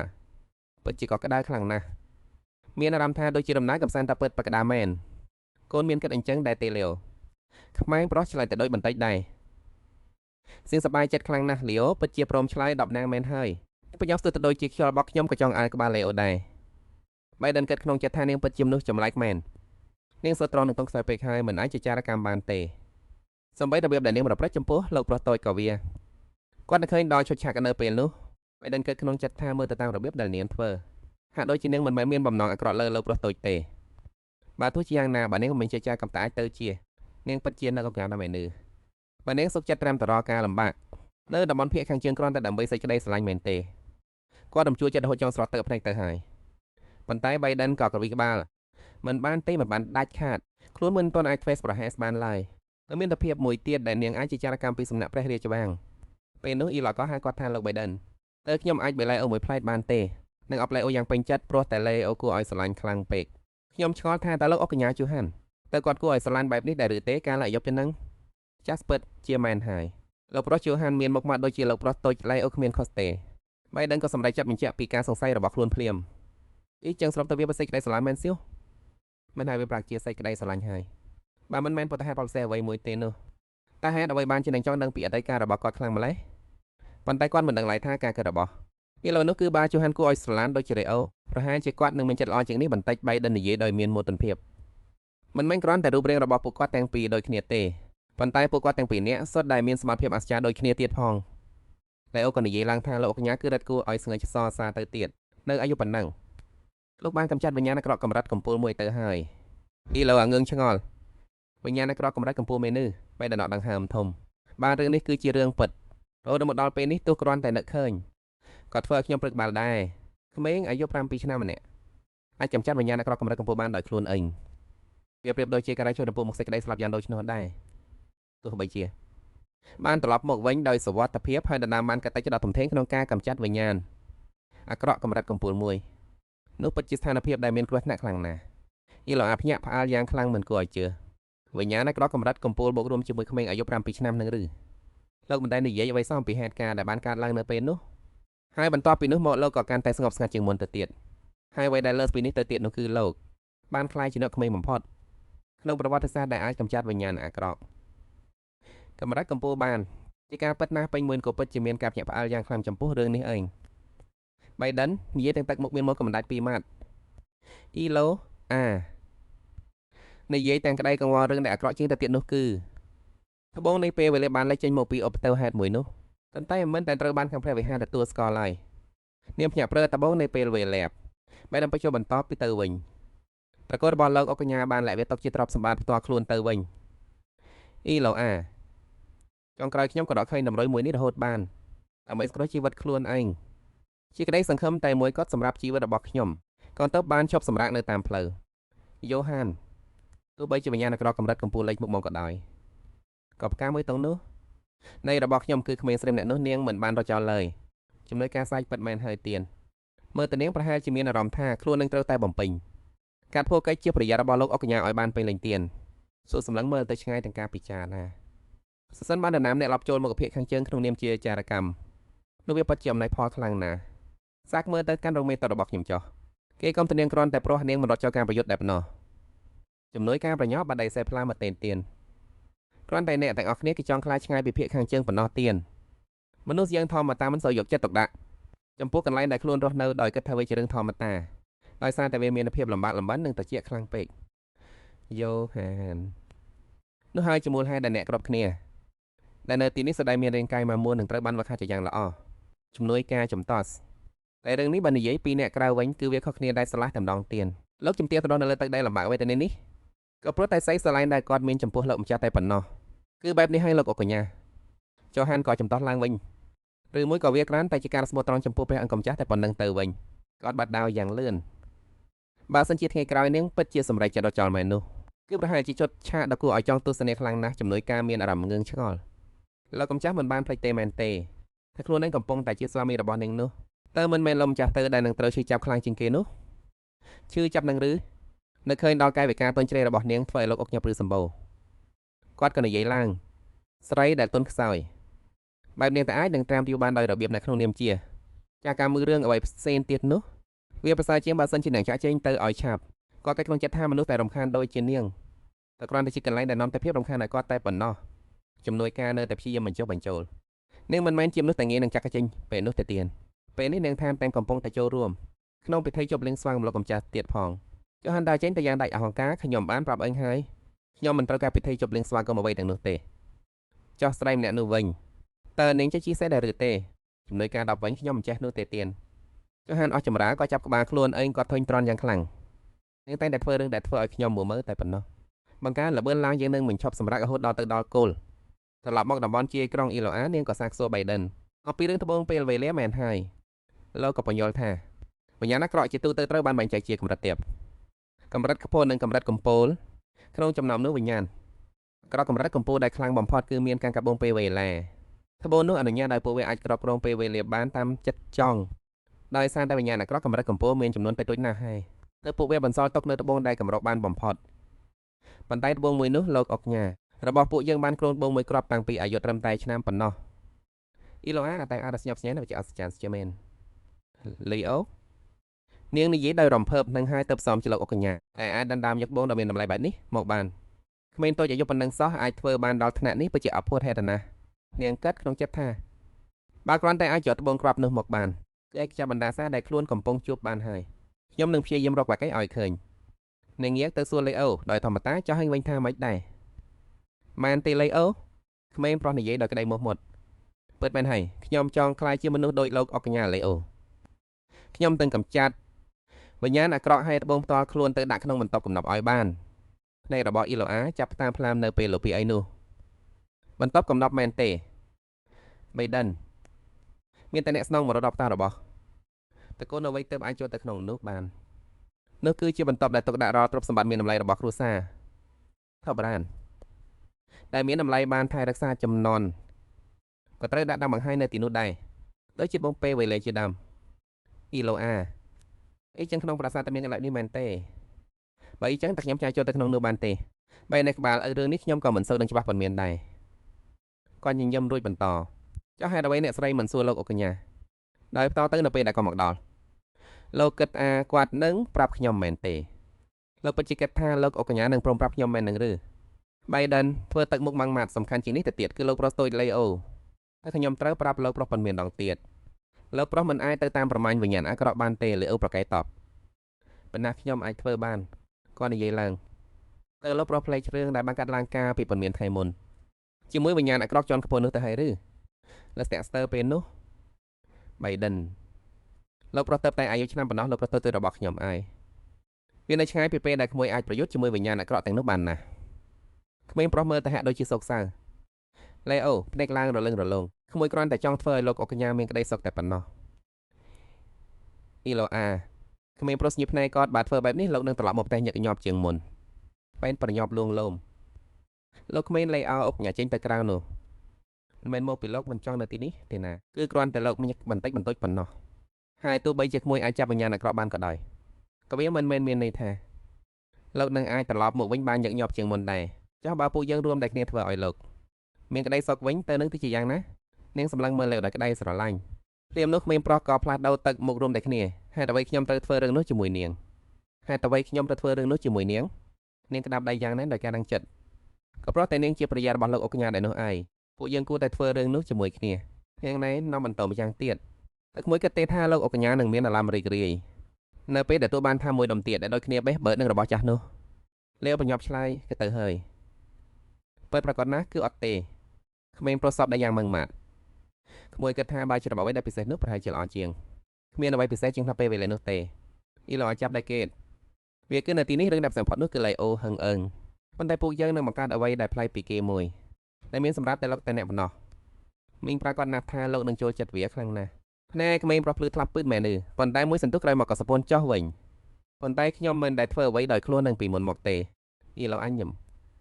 ហើយជាមូលហេតុដែលពួកយើងនឹងធ្វើវាជាមួយគ្នាក្មួយមានភាពឆ្លាតវៃគ្រប់គ្រាន់ក្នុងការជួសជុលត្រចៀកគឺពុករបស់ទន្សៃព្រើលបានមីងជឿជាក់ថាក្មួយនឹងធ្វើវាបានល្អចោះទៅពួកយើងគួរធ្វើអ្វីមុនគេទៅបាយដិនសម្លឹងមើលទិដ្ឋភាពនៅចំពោះមុខយ៉ាងយកចិត្តទុកដាក់អ្នកស្រីអ៊ីឡូអាអ្នកស្រីពិតជាមានចិត្តស្មោះត្រង់ជាមួយលោកក្មេងឡៃអូខ្លាំងណាស់តែខ្លួននឹងគួរតែមានការសង្ស័យដែរឬទេទំនុកបែបនេះអាចជាចារកម្មដែរឬទេព្រាមសនុះចុហានក៏ប្រុសខ្លាំងលីអូភ្ញាក់ប្រែតហើយគេក៏សម្លឹងមើលទៅឆ្ងាយដោយការកាភ្ញាក់ផ្អើលអ៊ីឡូអាអូគេណែដោយក្តីតក់ស្លុតសូជាងសេដាឡនអ៊ុកនៅក្នុងភាពងឹតនៃរាត្រីអ៊ីឡូអាដែលអង្គុយពីក្រោយស្រែកខ្លាំងប្រថានាងបានទៅមើលខាងក្រៅដោយការរភ័យខ្លាចទៅពូវិញ្ញាណអាក្រក់នៅភាគខាងជើងតែងតែធ្វើបែបនេះមែនទេមើលទៅដូចជាវាហាក់ដូចជាកំពុងតែដេញណាតាមពួកយើងអញ្ចឹងនៅពីក្រៅនេះគឺជារ៉ូបរៀងពេញពន្ធខ្មៅមួយកំពុងតែដេញតាមអ្នកទាំងពីរយ៉ាងឈួតលៃលាវាញ៉ាំយ៉ាងសាខុសគឺសម្រាប់មកកាន់អ៊ីឡូអានិងលីអូបែរដល់បាត់ដៃថាមិនអាចទៅរួចទេខ្ញុំឆ្នាំនេះអាយុ60ឆ្នាំហើយតែមិនដែលជួបករណីបែបនេះពីមុនមកទេនាងកលែងមើលទៅវិញ្ញាណអាក្រក់នៅខាងក្រោយមាត់នាងខំណែនគឺដូចដែលនាងគិតមែនមានអ្វីមួយមិនប្រក្រតីពួកវិញ្ញាណអាក្រក់ទាំងនោះធម្មតាជាសត្វអប្រ័យតែគ្មានខួរក្បាលឡើយប៉ុន្តែពួកវាបែរជាបែងចែកពីរក្រុមមួយបន្លំភ្នែកពួកអ្នកជិះសេះចំណែកគេមួយទៀតកំពុងដេញតាមពួកយើងដូចជាពួកវាទៅតែទួលបានសពញ្ញាអញ្ចឹងពន្លឺថ្ងៃលិចបានបាត់ទៅក្រោយជើងភ្នំបែរដល់បញ្ជាស៊ីដោយភាពព្រួយបារម្ភប៉ុន្តែសំណាងអាក្រក់សេះក៏បង្ហាញកងថាអស់ហើយមេក៏កំពុងតែងឹតបន្តចំដងគាត់ខំថ្មិញគិតក្នុងចិត្តថាបើមិនបែបនេះអ្នកទាំងអស់គ្នានឹងជួបគ្រោះថ្នាក់ជាមិនខានទៅពិតជាគ្មានវិធីផ្សេងទៀតទៅលីអូអង្គុយក្នុងរង្វង់ដែលបេដិនហើយយំខ្សឹកខ្សួលហើយលោកអុកញ៉ានៅពេលបាននៅសម្លេងរបស់ក្មេងប្រុសទឹកមុខរបស់នាងកាន់តែមើលមិនយល់សម្លេងមួយបានបន្លឺឡើងក្នុងចិត្តរបស់អ៊ីឡាធ្វើឲ្យភ្នែកទាំងពីររបស់នាងបើកធំសម្លេងនោះកាន់តែខ្លាំងឡើងថាសូមជួយខ្ញុំផងសូមមេត្តាជួយខ្ញុំផងសូមជួយខ្ញុំផងដំណក់ទឹកហើរធ្លាក់ចុះបង្កើតបានជាជួររលកនៅលើផ្ទៃទឹកបង្ហាញឲ្យឃើញនៅរូបរាងដ៏តូចច្រឡឹងរបស់អ៊ីឡូអានាងដាប់ដាងខ្លីណែនហើយយំសាអឿនអ្នកណាក៏បានសូមជួយខ្ញុំផងសូមជួយខ្ញុំផងលីអូឈប់យំហើយបើកភ្នែកឡើងឃើញតែដៃរបស់អ៊ីឡូកំពុងក្តាប់ដៃរបស់គេនាងញញឹមយ៉ាងទន់ភ្លន់សម្លឹងមើលលីអូអាយរយ៉ាងនឹងមិនអីទេណាក្មេងប្រុសសម្លឹងមើលនាងដោយភាពព្រួយបារម្ភបន្តិចថាអ្នកស្រីអ៊ីឡូអានាងងាយក៏ទៅរកបាយនិយាយដោយរំភើបថាលោកបៃដិនខ្ញុំមានរឿងមួយចង់សួរលោកតើមានរឿងអ្វីទៅហេតុអ្វីត្រូវធ្វើនៅពេលនេះវិញ្ញាណកំណាចនោះនៅតែដេញតាមពួកគេពីក្រោយតើអេក្លួស្រែកខ្លាំងរវាងខ្ញុំនិងលេវលោកដឹងច្បាស់មែនទេថានរណាជាអ្នកដែលត្រូវតែការពារនោះទៅបែបនេះបៃដិនក៏ស្ងាត់មកមួយសន្ទុះទៅយល់ពីអត្ថន័យនៃសម្ដីនាងគាត់ក៏ត្រឡប់ក្បាលសេះភ្លាមីនចៅក្តីមិនអាចធ្វើបែបនេះបានទេប្រាក់ឡើងរុញគាត់ជិញ្ជើងនឹងរារាំងពួកវាຕົកនាងក៏លុតចុះពីលើសេះបណ្ដំណើរទៅមុខទៀតទៅកុំឈប់អូខេតែចុះលេវមើលទៅអ៊ីឡូដែលភ្ញាក់ផ្អើលនឹងញឹមរួចក៏ដួលទៅក្រោយពីដិនក៏បែរមុខចេញដោយក្តីឈឺចាប់ហើយបង្កើនលបឿនសេះរត់ទៅខ្ញុំសុំទោសលោកស្រីអ៊ីឡូលេវហាក់ដូចជាដឹងខ្លួនថានាងចង់ធ្វើអ្វីមិនមែនទេទឹកភ្នែករបស់ក្មេងប្រុសចាប់ផ្ដើមហូរចុះមកព្រះហត្ថតិចបានអស្តង់គាត់បាត់ទៅហើយមិនឃើញងឹតសុញឈឹងគ្មានពលឺបន្តិចណាឡើយបន្ទាប់ពីដួលអ៊ីឡូក៏ព្យាយាមងើបឈរទាំងរណាទៅដួសអាងាប់អើយឈឺមែនតែនវើយការជិះចាប់ធ្វើឲ្យនាងមានអារម្មណ៍មិនស្រួលតតែសះពេលនេះវិញ្ញាណកំណត់នេះហើយក៏ជើងរបស់នាងបែរជាមានរបួសទៅវិញជាបានហូរចេញមកកស្បែកជើងរបស់នាងអ៊ីឡូបង្វើខ្លួនមើលទៅវិញ្ញាណកំណត់នៅចំពោះមុខអាងាប់អើយយ៉ាប់ហើយពេលនេះជាឡោខំងើបឈររួចតែលោកទៅទីណាខ្លៃដែលលាក់នៅត្រង់ផ្លូវនាងត្រូវតែវាប្រហារវាបានមុនពេលវាបានឱកាសវិញ្ញាណកំណាចឈរនៅអណ្ដែតមើលនាងធ្វើឲ្យមានការងឿងឆ្ងល់ហេតុអ្វីបានជាវាឈរនៅស្ងៀមមិនព្រមធ្វើចលនាវាសពតែដូរទេសតាហើយរត់ទៅកន្លែងផ្សេងឃើញថាទឹកដៃដែលវាទៅនោះដែលកំពុងនៅអ៊ីឡូមិនបង្អង់យូរអញគិតថារងចង់ទៅណានាងក្តាប់កំបាត់ក្នុងដៃយ៉ាងណែនគូប្រជែងរបស់អញគឺខ្ញុំតើវិញ្ញាណកំណាចខឹងសម្បាយ៉ាងខ្លាំងក៏ស្ទុះទៅរកអ្នកដែលរារាំងផ្លូវវានៅកន្លែងមួយទៀតបៃដិនកំពុងជាសេះនំលេរកកិច្ចខ្លួនគាត់បានលួងលោមលេវ កូនប្រុសឯនេះជាអ្វីដែលលោកស្រីឲ្យចង់បានគាត់មើលទៅក្មេងប្រុសដែលក្តីសោកសលែវនៅតែមិនអាចបញ្ចប់ការចម្បានបែកមុខឡើងភ្ញាក់ផ្អើលនឹងអ្វីដែលកំពុងកើតឡើងនៅចំពោះមុខកូនប្រុសឯគាត់ឡើងត្រូវបានរំទៀតហើយលោកស្រីអភិជននាងនឹងមានសុវត្ថិភាពទេគុណពីចម្ងាយនោះគឺទងជារបស់តកូនអ្នកអុកញ៉ានៅឯកងទ័ពជំនួយមកដល់ហើយត្រឡប់មកកន្លែងដែលអ៊ីឡូវ៉ានិងវិញ្ញាណអាក្រក់កំពុងប្រយុទ្ធគ្នាវិញដៃទាំងពីររបស់នាងក្តាប់ដាវយ៉ាងណែនស្រាប់តែវិញ្ញាណអាក្រក់នោះត្រូវបានគេកាប់ដាច់ជាពីរធ្វើឲ្យនាងងើបភ្ញាក់ផ្អើលព្រាមនោះមានដៃមួយមកចាប់ចង្កេះនាងហើយទាញអ៊ីឡូវ៉ាចូលទៅជិតក៏បានដើរកាប់វិញ្ញាណអាក្រក់នោះដាច់ជាពីរចង់ដើរបានចាក់ទម្លុតបងពោនៅក្នុងខ្លួនរបស់វែនាងភ្ញាក់ផ្អើលយ៉ាងខ្លាំងនៅពេលឃើញតភាពនៅចំពោះមុខក្បូរនោះក៏បែកខ្ទេចមានការផ្ទុះតូចមួយកើតឡើងនៅត្រង់កន្លែងដែលវិញ្ញាណអាក្រក់នោះឈរបំណែកតូចជាច្រើនបានធ្លាក់ចុះមកគាត់តំណាងយ៉ាងណែនចូលក្នុងទ្រូងរួចចូលឡើងមើលអៃឡូនាងពិតជាស្រីដែលពិបាកនឹងយល់មែនជាលោសម្លឹងបរោះនៅចំពោះមុខដោយភាពបឿងឆ្ងល់លោកអ្នកអុកញ៉ាហេតុអ្វីបានជាលោកមកទីនេះគាត់ធ្វើមុខទាំងដាក់អ៊ីឡូនាងពិតជាគិតថាខ្លួននឹងអាចកម្ចាត់វិញ្ញាណអាក្រក់បានដោយគ្រាន់តែប្រើកាំបិទចាក់ដ៏តូចមួយនោះមែនទេអ៊ីឡូរដាក់រដប់និយាយថាអូអាចចាប់នៅត្រង់ជើងបានកាប់ដៃពីកែបញ្ញោរបស់អ៊ីឡូជូហានមិននិយាយអ្វីទាំងអស់គ្រាន់តែសម្លឹងមើលនាងរួចគាត់ក៏និយាយថាអង្គុយស្ងៀមទីនោះទៅនាងកំពុងតែរាំផ្លូវខ្ញុំហើយគាត់កាន់ដាដើរទៅមុខបន្សល់ទុកនៅពីក្រោយនាងនៅពីក្រោយខឹងរហូតចង់ឈួតអ្នកណាទៅជាអ្នករាងការកម្ចាត់វិញ្ញាណអាក្រក់គ្នានោះចាំមើលថាកូនខ្លាំងដល់កម្រិតណាទៅគាត់រត់ទៅកន្លែងវិញ្ញាណអាក្រក់នោះលើកដើរឡើងកាប់យ៉ាងខ្លាំងទៅលើវាបន្ទាប់មកក៏មានសម្លេងបែកខ្ទេចនៃត្បូងនោះអ៊ីឡូឈើថ្មឹងសម្លឹងមើលខ្នងរបស់គាត់បានបដូរវិញ្ញាណអាក្រក់នោះយ៉ាងរហ័សក្នុងមួយប៉ប្រជិភ្នែកនាងមុខឡើងក្រហមនៅពេលឃើញមុខដ៏សង្ហានោះនៅប្រហែលជាខ្ញុំពិតជារាំងផ្លូវគាត់មែនហើយស្អីទាំងពីរនាក់តែម្ដងយប់ងឹតក្នុងព្រៃគឺគ្មានខ្វះអ្វីឡើយជាពិសេសគឺពុកចចកគីឡវ៉ាងៀក៏ក្រោយឃើញវងចចកព្រៃនៅពីក្រោយនាងនិងយ៉ូហានព្រៃទាំងពីររបស់ពួកវាភ្លឺចាញ់ចាំងសម្លឹងមើលអ្នកទាំងពីរដោយការក្រហមមើលទៅពួកវាចាត់ទុកអ្នកទាំងពីរជាអាហារពេលល្ងាចហើយនាងភ័យខ្លាចយ៉ាងខ្លាំងនៅពេលឃើញពុកចចកនៅចំពោះមុខចចកអីចឹងឬអ៊ីឡូប្រញាប់ក្រោកភ្នែកសម្លឹងមើលជុំវិញពួកវាចូលមកចិត្តដល់កម្រិតនេះតាំងពីពេលណាទៅពួកវាច្រើនពេកខ្ញុំមិនអាចដោះស្រាយអស់អ្នកអឹងបានទេអ៊ីឡូខ្លាចរហូតដល់ទៅថាក្រោយទៅក្រោយនាងមិនដែលបានប្រយុទ្ធជាមួយសត្វសាហាវបែបនេះពីមុនមកឡើយស្រាប់តែសម្លេងរបស់យល់ឡើងពីខាងក្រោយហើយចំពោះវាតំក្លាន់ឈាមហើយមើលទៅគេលើកបីនាងឡើងធ្វើឲ្យអ៊ីឡូភ្ញាក់ផ្អើលយ៉ាងខ្លាំងដែររបស់យ៉ូហានអាប់ក៏សោបខ្លួននាងណែអ្នកស្រីអើយក្រសែភ្នែករបស់គាត់សម្លឹងទៅវងចចកព្រៃយ៉ាងមុតស្រួចនៅតំបន់ខាងជើងមិនមែនមានតែវិញ្ញាណអាក្រក់នោះទេប៉ុន្តែវាក៏ពោពេញទៅដោយសត្វសាហាវដែរសម្លេងសេះរត់កាន់តែជិតមកដល់សាច់ចកកាន់តែមានកំហឹងខ្លាំងឡើងវាត្រៀមនឹងឡត់មកវាប្រហារអ្នកទាំងពីរដែលម្ខាងរបស់យ៉ូហានចាប់ទាញខ្សែបង្ហៀសេះការបោះជំរំមួយយប់មិនមែនជារឿងសប្បាយដូចការទៅដើរលេងនោះទេទៅបានហើយលោតឡើងលើខ្នងសេះហើយនាងភ័យខ្លាចរហូតដល់អបគេណែនសេះចាប់ផ្ដើមរត់យ៉ាងរីករាយសម្លឹងមើលទៅខាងមុខតូចមុខរបស់នាងកាន់តែស្លេកស្លាំងនាងបើកភ្នែកធំហើយស្រែកចាំបន្តិចសិនលោកអ្នកអុកញ្ញាទៅឈួតទៅហើយមែនទេប៉ុន្តែគេមិនបានឆ្លើយតបនឹងនាងឡើយមានតែកម្រឹងបញ្ជាសេះឲ្យរត់ទៅមុខយ៉ាងលឿនលោកភ័យខ្លាចស្ទើរតែដាច់ខ្យល់ស្លាប់ទៅហើយងឿជារាំងថ្មចោតឲ្យព្រះចាននៅកំពង់រះខ្ពស់តដែតសេះរបស់យ៉ូឡាក៏ធ្លាក់ចុះពីលើច្រាំងថ្មចោតពុំគ្នាទៅកន្លែងមួយទៀតក្នុងបន្ទប់គេងឡោអ្នកបម្រើនិងអ្នកមើលថៃឈរនៅម្ខាងនៃក្រែដើម្បីមើលថែរក្សាក្មេងប្រុសសម្នាក់នេះតាំងពីត្រឡប់មកពីអ៊ីឡូវ៉ាជានិច្ចបាយដិនមើលមកក្មេងប្រុសនោះដែលក្តីព្រួយបារម្ភថ្ងៃនេះលោកប្រុសស្ហត់នៅខ្លាំងហើយសូមលោកប្រុសសម្រាប់ចោះណាលើខ្ញុំសឹកសួរទាញភួយមកបាំងពាក់កណ្ដាលមុខរួចនិយាយរអូថាតែលោកយល់ថាអ្នកស្រីនឹងមិនអីទេមែនទេលោកបាយដិនលើបែបនោះក៏ដកដង្ហើមធំដោយធ្វើចិត្តពិតជាមិនអីទេលោកប្រុសលោកយ៉ូហានបានដេញតាមអ្នកស្រីទៅហើយអ្នកស្រីប្រាដាជានឹងត្រឡប់មកវិញឆាប់នេះទេឃើញទឹកភ្នែកនៅដល់ជុំលើភ្នែកទាំងពីររបស់លេអូបាយដិនក៏លងលំថាដូច្នេះលោកប្រុសគេលោកចោះណាលេអូចាប់ដើមនៅឃើញមុខដ៏ញឹមសថ្លារបស់អ៊ីឡូតែធ្លាប់និយាយទៅកាន់គេថាលេអូអើយអង្គុយឡើងហើយនិយាយទៅចាប់ថារងចាំពេលដែលអ្នកស្រីអ៊ីឡូត្រឡប់មកវិញយើងទាំងពីរនឹងញ៉ាំអាហារជាមួយគ្នាលោកបាយដិនលើដូច្នោះក៏ញឹមឡើងបាទអាចារ្យស្ពកណាស់ខ្ញុំនឹងរៀបចំអាហារជាច្រើនមុខដែលអ្នកទាំងពីរចូលចិត្តជន់ណាតែភ្នែករបស់លេអូមិនដាច់សោះគេបដិសេធថាទេចូលធ្វើតែអាហារដែលលោកជំទាវអ៊ីឡាយលេអូអន់មុខចោះដោយបន្តខ្លួននឹងថាខ្ញុំពិតជាខ្ញុំបានជាលោកជំទាវអ៊ីឡូអាពាក្យសម្ដីរបស់លេអូធ្វើឲ្យបៃដិនស្លាមកាំងគាត់ប្រញាប់ដាក់សេថផ្លាមមិនមែនទេលោកប្រុសលេអូនេះមិនមែនជាកំហុសរបស់អ្នកទាំងស្រុងទេប្រសិនបើមានរឿងអ្វីកើតឡើងនោះគឺជាកំហុសរបស់ខ្ញុំដែលទុកឲ្យលោកជំទាវអ៊ីឡូអានៅពីក្រោយម្នាក់អើយ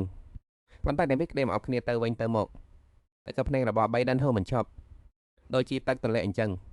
លោកជំទាវអ៊ីឡូអាស្នានៅក្បែរនោះត្រឹមបានក៏និយាយថាសូមអ្នកទាំងពីររមេដាស្ងប់អារម្មណ៍ចោះនាងព្យាយាមលួងលោមពួកគេលោកក៏ញ៉ាបានដេញតាមរកនាងទៅហើយដូច្នេះនាងប្រហែលជាមិនជួបគ្រោះថ្នាក់អ្វី ធ្ងន់ធ្ងរនោះទេ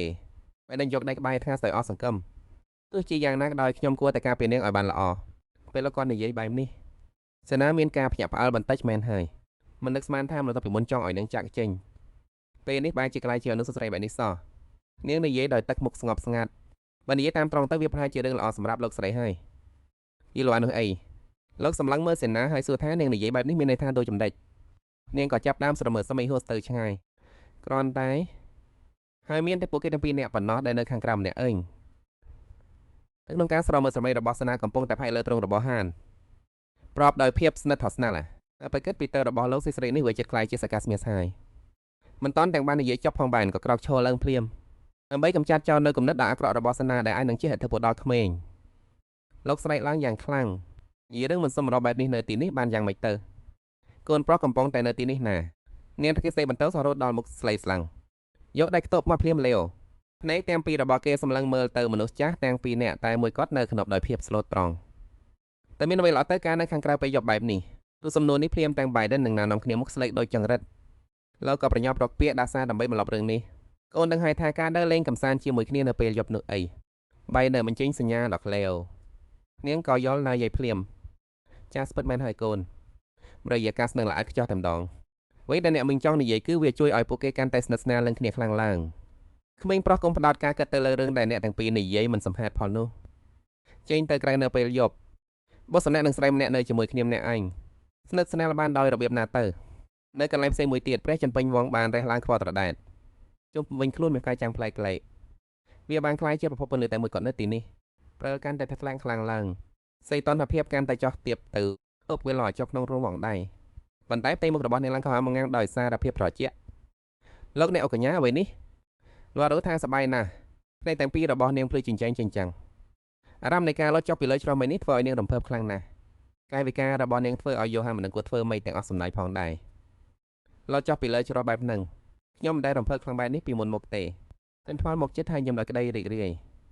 គេមើលមកអ៊ីឡូដោយភាពតចរកហែងផ្លេចហើយមែនទេថាយើងទៅតែរួចផុតពីសេចក្តីស្លាប់ការពីបន្តិចមុននេះអ៊ីយ៉ូហាន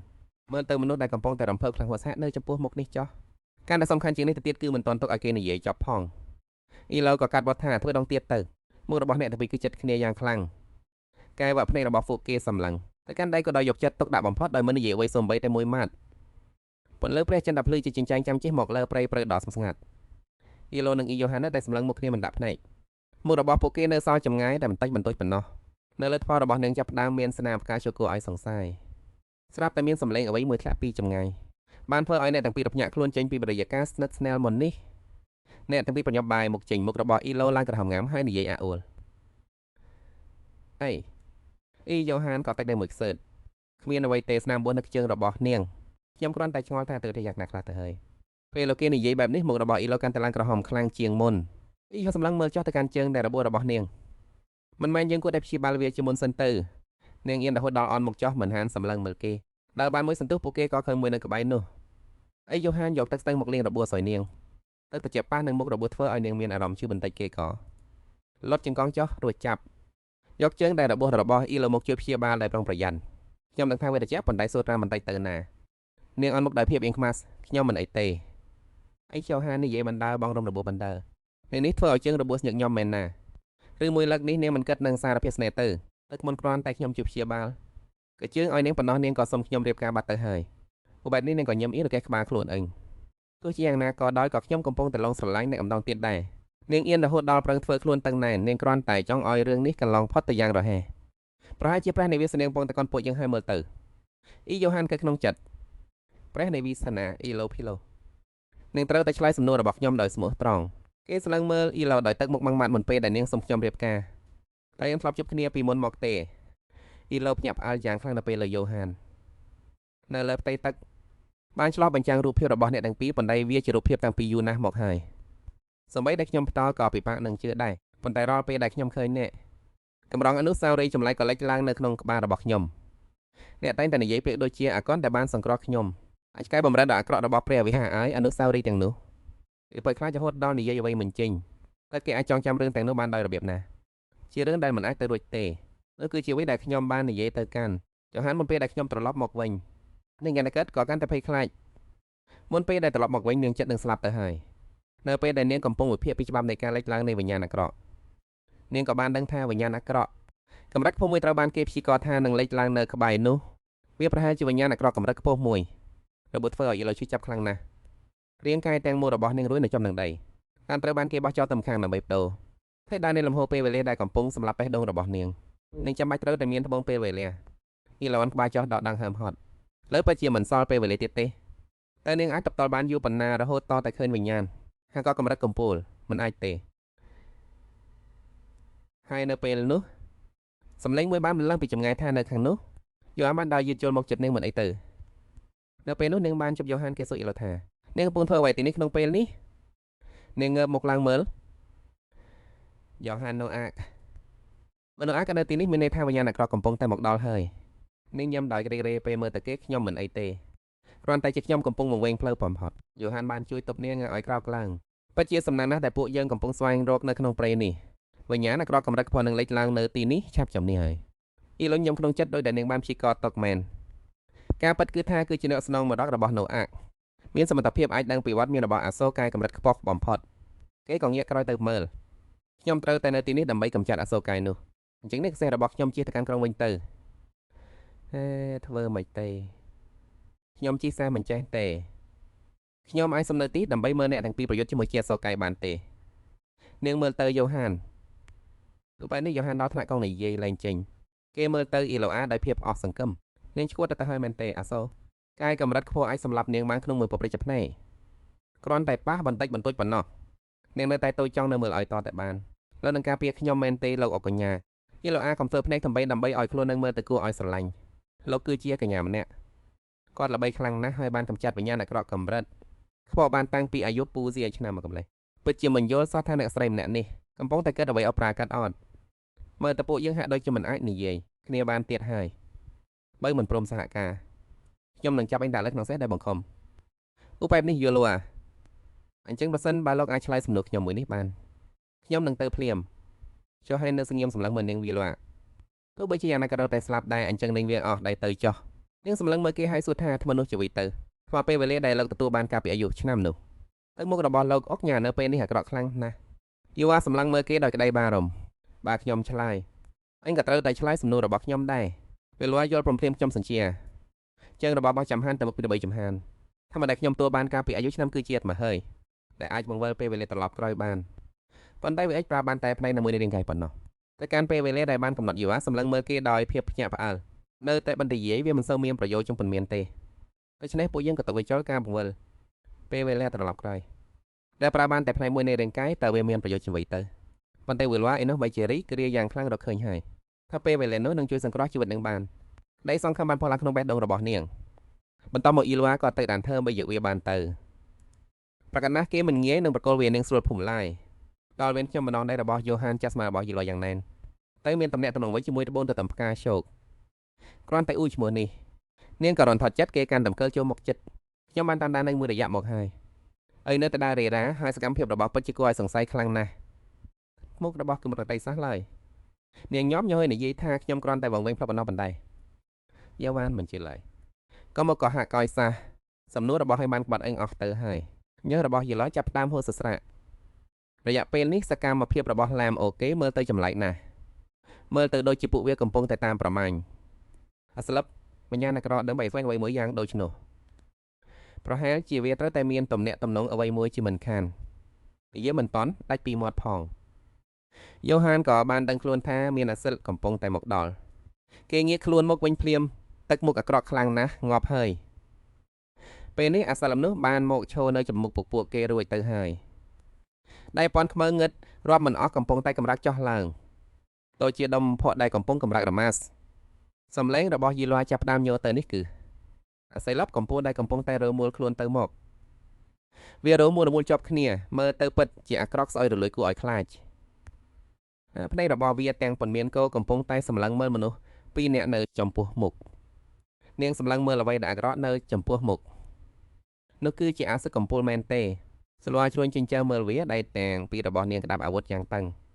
ប្រសិនបើខ្ញុំអាចផ្ដួលអាមួយនេះបានខ្ញុំនឹងដណ្ដើមយកត្បូងពេលវេលាមកវិញបានស្របពេលនោះក្របភ្នែកទាំង3បានវិលជុំសម្លឹងមកនាងរួចអាសិល កំពូលនោះក៏លោកដៃចេញមកក្នុងបំណងចង់ចាប់យកស្ត្រីដែលតន់ខ្សោយនៅចំពោះមុខវាហើយជាចំណែកយូហានដែលអ៊ុបរាងកាយរបស់យេឡូរួចគេចចេញភ្លាមកន្លែងដែលនាងឈរមុននេះត្រូវបានដៃរបស់វាវាយមួយទំហឹងទូលៃដៃហុយត្រឡប់រួចដៃរបស់វាក៏ដកចេញពីកន្លែងនោះយេឡូភ័យខ្លាចស្ទើរតែរបបប្រឡឹងខ្ញុំស្តាមស្ទែស្លាប់ទៅហើយរាងកាយរបស់នាងញ័ររូនថត់មុខស្លេកស្លាំងគេនិយាយដោយសំឡេងធ្ងន់តថាកុំទៅណាឆ្ងាយពីខ្ញុំទោះបីតែមួយចំហានក៏ដោយយេឡូភ្ញាក់ផ្អើលងាកទៅមើលគេមួយផ្លែតយូហានសម្លឹងមើលអាស្លាប់កំពូលដោយទឹកមុខម៉ាំងម៉ាត់នៅពេលដែលយើងត្រឡប់ទៅវិញខ្ញុំនឹងចាប់ផ្ដើមស៊ើបអង្កេតនាងសម្លឹងមើលគេអាសិតកំពូលនោះក៏ត្រៀមខ្លួនលើពីមលំពុតមនុស្សទាំងពីរនាក់យូហានបំពាក់ដាវរបស់គេឡើងដូច្នេះកុំគិតថានឹងរត់ចោលខ្ញុំឲ្យសះសម្លឹងមើលគេមិនតាក់ភ្នែកតែយូហានសាច់ទៅមកជួយខ្ញុំឬជាលវ៉ាអនមុខមើលអាវុធនៅក្នុងដៃរបស់ខ្លួននាងមិនអាចជឿនឹងរឿងដែលទៅតែកើតឡើងបានឡើយខ្លួនខ្ញុំឬនាងនៅចាំបានគ្រាដែលយូហានជិះសេះដេញតាមនាងហេតុអ្វីអូមែនហើយស្អីមិនដឹងសោះថាអ្នកនេះគឺជីចលេនាងខាំមាត់យេឡូរើបំរាប់បន្តិចធ្វើឲ្យយូហានត្រូវចាប់អាឡាមនាងក៏រើចេញពីដៃរបស់គេរួចស្រែកឡើងថាឡើងខ្ញុំទៅខំប្រឹងព្យាយាមឲ្យយេឡូនៅស្ងៀមតែនាងរឹតតែរើបំរាស់ខ្លាំងឡើងយូសានស្លានោះមើលទៅបសាច់អាក្រក់នោះទាំងព្យាយាមថែរក្សានាងវាក្រោះថ្នាក់ណាស់នៅស្ងៀមទៅតែនាងគេចផត់ហើយរត់ទៅម្ខាងនាងថែមទាំងស្ដេចជាគេមួយប្រាប់ថាខ្ញុំបានប្រាប់លោកហើយខ្ញុំមិនត្រូវការឲ្យលោកមកជួយទេគេព្យាយាមចាប់នាងតែមិនបានព្រោះបសាច់នោះបានបើកការវាប្រហារមកគេលើកដាវឡើងមកទៅការវាប្រហាររបស់វាឆ្លៀតឱកាសនេះយេឡូក៏ដកកំភ្លើងរបស់នាងចេញមកតែសំណាងអាក្រក់នោះបែរជាមិនដំណើរការរួចកញ្ញោមរបស់បិសាចនោះក៏កាន់ដៃខាត់ជិតមកត្រូវបានបិសាចនោះចាប់បានហើយវីឡូក៏ស្រែកឡើងដោយការជឿចាប់ដល់ដឹងហើមិនចេញសះក្នុងពេលនោះឯងតែដៃចាប់នាងត្រូវបានណារបស់យូហានកាប់ដាច់តែដៃទៀតក៏រលាយបាត់ទៅស៊ីលវ៉ាញើខ្លួនក្រោកឈរឡើងតែទៅចំពោះមុខនាងគឺជាក្នុងដ៏ធំម៉ាំរបស់យុគបិសាចតែតែម្ដងទៅរកគោដែលខ្សោយបំផុតមុនគេនោះហើយជាមូលហេតុដែលនាងទៅនៅក្បែរខ្ញុំវត្តដេកនៅនឹងដៃសម្លឹងមើលយូហានប្រយុទ្ធបត់នាងលើកវត្តធ្ងន់នោះឡើងរួចក៏បំបែកវាជុលសំទោសផងដែលខ្ញុំធ្វើតាមលោកមិនបានទេលួចដាក់កាមភ្លើងមួយដើមចេញពីវត្តនោះផ្នែកទាំងពីរគួរសម្លឹងចំទៅបិសាចនោះយូហានញាប់អាល់ពេលហើយដតៃហក់ឡើងលើហក់រំលងពីលើយូហានហ្វ្លូអណ្ដែតនៅលើអាកាសហើយចំការនងកាំភ្លើងក៏បញ្ចេញពន្លឺភ្លឺចិញ្ចាចគេញាប់ផ្អើលពេលឃើញស្ដីនៅចំពោះមុខកម្រិតថាមពលដតេវភាពនេះយូហានបានកាំភ្លើងមួយគ្រាប់ទៅលើបិសាចនោះថាមពលដតេវភាពបានបញ្ចេញពន្លឺពណ៌មានសៀងរចេះរចង់មិនអាចទៅរួចយូហានមិនអាចជឿភ្នែកខ្លួននឹងបានឡាយថាពន្លឺដតេវភាពចេញពីកាំភ្លើងនោះបានទៅនោះខ្លួនបិសាចនោះរហូតវាក្លាយជាពេះស្រាត់តម្លាក់ខ្លួនចុះមកដៃនាងហត់ខ្លាំងរហូតដល់អង្គុយចុះផ្នែកទាំងពីរគោលរបស់នាងសម្លឹងមើលថ្មនៅក្នុងដៃនេះគឺជាបងពេលវេលាយីលវ៉ាក្តាប់បងនោះជាប់ក្នុងដៃពេលវេលាស្ទើរតែអស់ទៅហើយត្បូននេះគឺជាសកាសចុងក្រោយរបស់ខ្ញុំនាងតាប់ត្បូននោះជាប់ក្នុងដៃបើខ្ញុំអាចត្រឡប់ពេលវេលាថ្ងៃក្រោយបានជាមួយរបស់នេះអេដកអាម៉ាន់ហៀបនឹងលេបថាពេលវេលានោះចូលទៅតែស្រាប់តែចូលហានចូលនឹងក៏របស់ឡាមហងកគេសម្លឹងមើលនាងដោយគល់ភ្នែកទៅជាស្រែបដាក់ធ្នូចុះហើយលើកដៃទាំងពីរឡើងលើក្បាលដោយសារតែជាប់ពាក់ព័ន្ធទៅនឹងបណ្ដាញជួញដូរមនុស្សនឹងធ្វើឲ្យប្រឡាក់ប្រឡឹកដល់វិហារនាងត្រូវចាប់ខ្លួនមិនទប់សិនមែនតែនាងពិតតែជាឡាំហងកមែនអ៊ីចឹងខ្ញុំមានរឿងខ្លះត្រូវសួរនាងអ៊ីឡូអញញឹមអារ៉ាកុនដែលបានជួយចំណានអ្នកប្រមាណវិហារខុសច្បាប់គេបានកំភ្នែកថតសម្លឹងមកលេងដោយភាពតោកស្រទត់មិនបានកាតែអ៊ីរបស់ធ្មនុស្សចូលទៅក្នុងមាត់ខ្លួនអីសក់របស់នាងចាប់ផ្ដើមភ្លឺចែងចាំងបន្មុខទៀតរាងកាយតែមួយរបស់នាងក៏ត្រូវបានពន្លឺនោះគ្របដណ្ដប់ចុះហានភ័យស្លន់ស្លោតចូលទៅរកចាំសិនបើគ្មានវាខ្ញុំមិនអាចជួយលីអូខ្ញុំមិនអាចឲ្យនាងអ៊ីឡូមុខមើលគេដោយងឿងឆ្ងល់អាចចោះមេក៏ដូចគ្នាដែរឬនាងបិទតែភ្នែកចោះមេគ្រាន់ចង់ជួយសង្គ្រោះអ្នកណាម្នាក់ប៉ុណ្ណោះការចង់ចាំបានបញ្ចប់ត្រឹមនេះចុះហានលុតចង្កងចោះហើយងើបមុខសម្លឹងមើលអ៊ីឡូអាតើនាងប្រកាសមែនទេថាយើងមិនដែលជួបគ្នាពីមុនមកចុះហានសម្លឹងអ៊ីឡូដោយការសង្ស័យរួចសួរនាងបច្ចុប្បន្នឃើញខ្ញុំជាលើកដំបូងនៅពិធីរំលែងមែនឬហើយលោអាណាងស្ទាក់ស្ទើរមួយសន្ទុះរឿងនោះពិតប្រាកដណាស់ម្យ៉ាងវិញទៀតខ្ញុំគ្មានផ្លូវណាដែលអាចតតងមេបានឡើយបើទោះបីជាមានជាខ្ញុំប្រមាណវិហារខុសច្បាប់ក៏ដោយសម្បីតែពេលដែលមេបានបោះបង់ចោលដែលភាគខាងជើងទៅហើយឬសម្បីតែមេមិនដែលចាប់អារម្មណ៍កូនប្រុសរបស់មេក៏ដោយឬទោះបីជាមេគ្រាន់តែធ្វើតាមច្បាប់ទម្លាប់របស់វិហារយ៉ាងតឹងរ៉ឹងក៏ដោយពេលសម្ដីនេះមួយបានចាត់ទម្លាប់បេះដូងរបស់លោកអុកកញ្ញាចូលហានមានអារម្មណ៍អៀនខ្មាស្រួយកកអត់តៃខ្ញុំមិនដែលបោះបង់កូនប្រុសខ្ញុំចោលឡើយខ្ញុំគ្រាន់តែចង់បង្រៀនលេអូថាដែលដីភាគខាងជើងមានម្ចាស់តែមួយគត់គឺខ្ញុំគ្រាន់តែចង់ប្រាប់គេថាអ្នកសូមមកតតត្រូវតែរស់នៅម្នាក់ឯងក្នុងប្រាសាទនោះគឺជាប្រពៃណីរបស់ភាគខាងជើងអ៊ីឡូឡើយដែលសួរដោយភាពចង់នឹងចង់ឃើញចោះមេខ្លួននឹងវិញធំទាំងក្តីឡើងដោយខ្លាចឆ្ងាយពីពុកកំដៃដែរឬ ចុះហាន់ឆ្លៃដប់ខ្ញុំមានបងស្រីម្នាក់តែដឹងខ្លួនថាត្រូវនាងមកវាយចំណុចចាប់អារម្មណ៍ទៅរឿងផ្សេងលោកកញ្ញាសើចក្នុងបំពង់នាងពិតជាមានទេពកោសល្យក្នុងការកែច្នៃពីសំណួរពិតមែនណាខ្ញុំយល់ថាវាពិតជាភូសែតពេកហើយតែរំពឹងថានឹងបាននៅការពិតពីបបជាដំណាក់ដែលបានសុបស្បាត់ថានឹងរក្សាការសម្ងាត់នោះសួស្ដីអ៊ីឡូអាព្រឺតនាងមានអារម្មណ៍ដកដួលក្នុងចិត្តភ្លាមរឿងនេះមនុស្សស្រីម្នាក់មានសិទ្ធិរក្សាការសម្ងាត់របស់ខ្លួនឯងខ្ញុំគិតថាលោកប្រហែលជាមិនខ្វល់ខ្វាយអ្វីទេព្រោះវាគ្រាន់តែជាការរៀបចំអំពីពាក្យប្រញាប់ប្រញាល់មួយប៉ុណ្ណោះប៉ុន្តែលោកត្រូវតែចាប់រឿងនេះឲ្យច្បាស់យូរហើយក្រោយឈើឬសម្លឹងមើលមុខនាងចំមូនក្រសែភ្នែករបស់គេហាមានគំនិតស៊ីចម្រើនតាំងពីធំដល់ក្តីមកខ្ញុំបានសម្រេចរាល់កិច្ចការទាំងអស់ដែលខ្ញុំបានគ្រោងទុកលើកលែងតែពីរយ៉ាងប៉ុណ្ណោះទីមួយគឺការចាប់ខ្លួនឡាំហុងុកចំណែកមួយទៀតគឺការស្វែងរកការពិតពីចិត្តនាងពិតប្រាកដរបស់នាងវត្តមានរបស់នាងដែលជាថេមិនអាចស្មាននឹងបានវាហួសហេតុពេកសម្រាប់ខ្ញុំហើយលោកស្រីអេឡូអាមានអារម្មណ៍ខុសឆ្គងក្នុងចិត្តគិតក្នុងចិត្តថាពួកគេសុទ្ធតែជាខ្លួននាងទាំងអស់នឹងស្រាប់តែលោកមានរឿងអ្វីនាងញញឹមដោយអៀនខ្មាស់សំឡេងកញ្ញរដែរទេខ្ញុំមកទីនេះគឺពិតជាប្រតែខ្ញុំពេញចិត្តនឹងលោកកញ្ញាយូហានបង្ហាញទឹកមុំជាតតែសោះអ៊ីឡូអាស្លងចិត្តស្ងៀមវឹងតែលោកទៅតែចំអាក់ឲ្យនាងមែនទេក្រោមពលឺព្រះច័ន្ទនៅពេលរាត្រីដ៏ស្រស់ស្អាតយូហានពាក់ស្រោមដែលរួចបញ្ចេញសំឡេងដែលធ្វើឲ្យត្រជាក់ដល់ឆ្អឹងខ្នងទោះបីជានាងកំពុងលាក់បាំងរឿងអ្វីក៏ដោយខ្ញុំសង្ស័យថានាងនឹងមិនព្រមនិយាយវាចេញមកដោយខ្លួននឹងឡើយការបង្ខំឲ្យនាងកំណត់និយាយការពិតនោះគឺជាការងាររបស់អ្នកសួរចម្លើយមែនទេអ៊ីកូននាងក្តាប់ដៃណានអ៊ីឡូអានៅឃើញដល់អតីតកាលដ៏ខ្មៅងឹតរបស់នាងភ័យខ្លាចជាខ្លាំងខ្ញុំសួរចម្លើយឬយូហាននិយាយដោយគ្មានអារម្មណ៍ត្រូវហើយសួរចម្លើយខ្ញុំចាំបាច់ត្រូវតែដឹងតែបុគ្គលដែលមានអំណាចដែលនៅពីក្រោយខ្នងនាងជានរណាឬមួយនាងបានធ្វើកិច្ចព្រមព្រៀងអ្វីជាមួយពួកគេអញ្ចឹងចាប់ផ្ដើមទៅអ៊ីឡូអាអនមុខចោះនាងមានភាពភ័យខ្លាចបន្តិចបន្តួចតើខ្លាចរឿងអ្វីទៅយូហានឆ្លើយតបយ៉ាងត្រជាក់ទៅអ្វីដែលនឹងចង់បានពិតប្រាកដនោះបែបនេះអ៊ីឡូអាក៏ភ័យស្លន់និយាយឡើងលោកអុកកញ្ញាខ្ញុំមិនមែនជាមនុស្សធំដុំអ្វីដូចដែលលោកគិតនោះទេខ្ញុំគ្មានអ្នកណានៅពីក្រោយឬចំណរៀបចំកម្រងការអ្វីទាំងអស់ដូច្នេះទោះបីជាលោកធ្វើទារុនកម្មខ្ញុំយ៉ាងណាក៏ដោយក៏ខ្ញុំមិនអាចនិយាយថាមានអ្នកនៅពីក្រោយបានដែរក្នុងពេលដែលវាមិនមានមែននោះយូហានស្រាប់តែភ្ញាក់ផ្អើលនៅពេលឃើញសភាពផ្លូវចិត្តរបស់នាងមិនស្ថិតស្ថេរគាត់មិនយល់ទេទារុនកម្មហេនាងកំពុងតែនិយាយរឿងអីហ្នឹងអ៊ីឡូយំស្អឿនមិនឈប់ភ្ញាក់ហើយការពិតនោះវានឹងមិនផ្លាស់ប្ដូរទេយូហានឃើញបែបនេះក៏មិនដឹងថាត្រូវធ្វើបែបណាអស់ហើយគាត់បានត្រឹមតែដកដង្ហើមធំដោយអស់សមត្ថភាពគាត់ចាប់លើកចង្កៃអ៊ីឡូមកឡើងមើលមុខគាត់ចាំមើលរួចយូហានក៏យកដៃប៉ាត់ផនាងថ្នមជួទឹកភ្នែកដែរកំពុងហូរធ្លាក់ចុះមកទៅមុខរបស់អ៊ីឡូបន្ទាប់មកគាត់ក៏និយាយសម្រាលចិត្តថាស្ងប់អារម្មណ៍ចុះអ៊ីឡូនាងតែងតែឆ្លើយតបតាមរបៀបដែលខ្ញុំនឹកស្មានមិនដល់ប្រសិនបើនេះគ្រាន់តែជាការសម្ដែងខ្ញុំទៅតែទូស្គាល់ថាវាពិតជាល្អខ្លាំងណាស់អ៊ីឡូហាក់ដូចជាកូនកណ្ដូលដ៏គួរឲ្យស្រឡាញ់ដែលមានទឹកភ្នែករលឹងរលោងតែលោកមានន័យថាម៉េចយូហានគាត់ច្បាច់ចោលមុខនាងបន្តិចទីរុនកាមេនាងគិតថាខ្ញុំចិត្តដាច់ដល់ថ្នាក់នោះមែនទេអ៊ីឡូឆ្ងល់យ៉ាងខ្លាំងអញ្ចឹងតើលោកមានវិធីសាស្ត្រយ៉ាងណាដើម្បីសាកសួរចម្លើយនរណាម្នាក់យូហានពុញយល់គឺដោយការផ្ដល់ឲ្យពួកគេនៅអ្វីដែលពួកគេមិនអាចបដិសេធរៀនភាពមានបានអំណាចនិងអ្វីពីគ្រប់យ៉ាងដែលពួកគេប្រាថ្នាចង់បានពេលលោកចិត្តក៏ភ្ញាក់ផ្អើលពិតមែនហើយមិនមែនគ្រប់ការសាកសួរចម្លើយទាំងអស់សុទ្ធតែត្រូវប្រើការឈឺចាប់នោះទេយូហានសម្លឹងមើលមកនាងយ៉ាងយូរគាត់ឯងសោតរបស់អីឡូតអញ្ចឹងចូលប្រាប់ខ្ញុំមកថាអ្វីដែលនាងចង់បានបំផុតគឺអ្វីប្រសិនបើนั้นគឺជាបំណងប្រាថ្នាបិទប្រកបរបស់នាងសំបីតែរូបខ្ញុំក៏អាចប្រកល់ឲ្យនាងបានដែរយ៉ាងណាមិញខ្ញុំក៏មិនមែនគ្មានសមត្ថភាពដល់ថ្នាក់នោះទេអ៊ីឡូធ្លាក់ក្នុងភាពស្ងៀមស្ងាត់ទៅមានអ្វីកើតឡើងនៅក្នុងការសរមេរបស់នាងយូហានចាប់ជើងនាងមកសង្កត់លើខ្លួនអ៊ីឡូនាងត្រៀមខ្លួនរួចរាល់ហើយឬនៅអ៊ីឡូគ្រាន់តែគិតដល់ត្រឹមនេះក្បាលនាងដូចជាផ្ទុះឡើងយូហានចូលទៅជិតនាងថែមទៀតទៅគាត់ដាក់ដៃលើទ្រង់ខ្លួននឹងហើយសួរនៅសំណួរមួយដែលធ្វើឲ្យនាងស្ទើរតែកង់នាងគិតយ៉ាងណាដែរចំពោះការដែលមានខ្ញុំនៅក្បែរព្រឹកព្រលឹមថ្ងៃបន្ទាប់នៅប្រាសាទដ៏ធំសំស្កៃនិងស្រស់ស្អាតមានបញ្ជីជំនួយការប្រដឹងស្នាងកំពុងបីលេអូ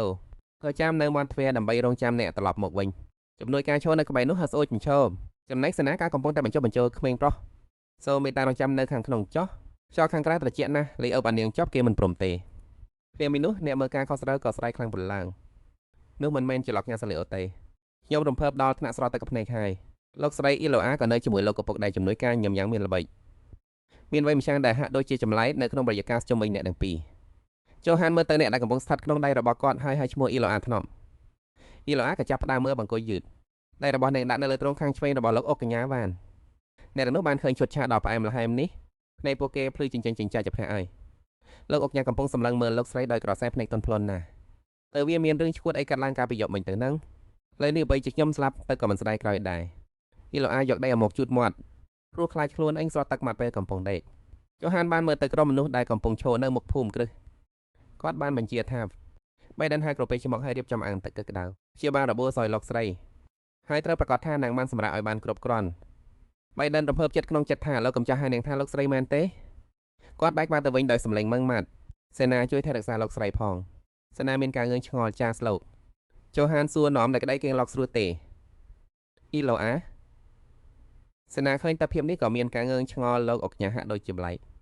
តែគាត់មិនស្រួលខ្លួនមែនទេ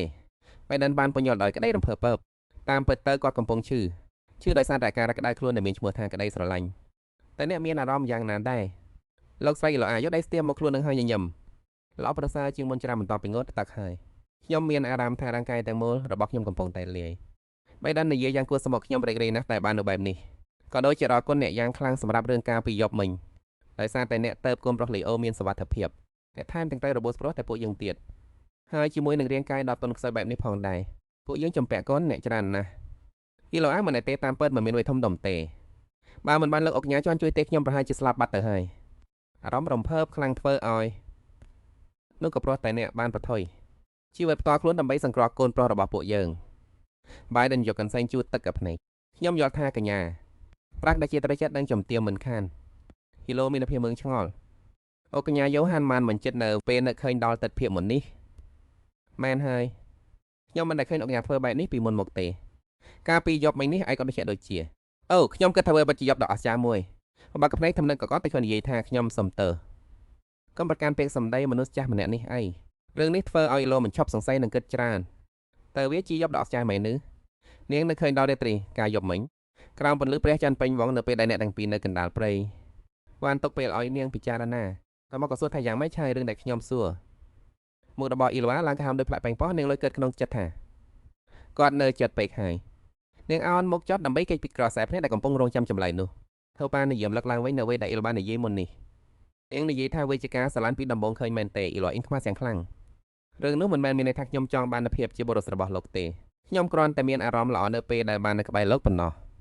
ដូច្នេះក៏មានអារម្មណ៍ស្មុគស្មាញបន្តជាអ៊ីលវ៉ាខ្ញុំពិតជាពេញចិត្តនាងខ្ញុំនឹងផ្ដល់សេរីភាពពេញលេញដល់នាងចោះបើនៅខាងខ្ញុំវិញតើនឹងមានរឿងអ្វីកើតឡើងពីលោសម្លឹងមើលទៅដៃរបស់គេដែលហុចមកនាងស្ទើរតែកង់ក្នុងចិត្តនាងកំពុងតែច្បុកច្បល់គ្រប់យ៉ាងរបស់នាងបើយ៉ូហានព្រមទុយអត្តការរបស់នាងពិតមែនតើល្បែងឆ្មាដេញចាប់កណ្ដោនេះនឹងមកចប់មែនឬនិយាយកាត់ផ្ដាច់ខ្សែគំនិតរបស់នាងនិយាយគ្នាលេងធម្មតាទៅខ្ញុំអាចលើកលែងឲ្យគ្រប់យ៉ាងលើកលែងតែត្បូងនិងពន្ធផ្កាជោគអ៊ីឡូពីខ្លាយរហូតដល់មានអារម្មណ៍ត្រជាក់ខ្នងត្រូវប្រើពេលមួយសន្ទុះទៅនឹងអាចកាត់ចិត្តឆ្លើយបានថាខ្ញុំដឹងរឿងនោះហើយនិយាយត្រង់ទៅខ្ញុំមិនចង់ឲ្យលើកទៅដល់ចំណុចនោះទេ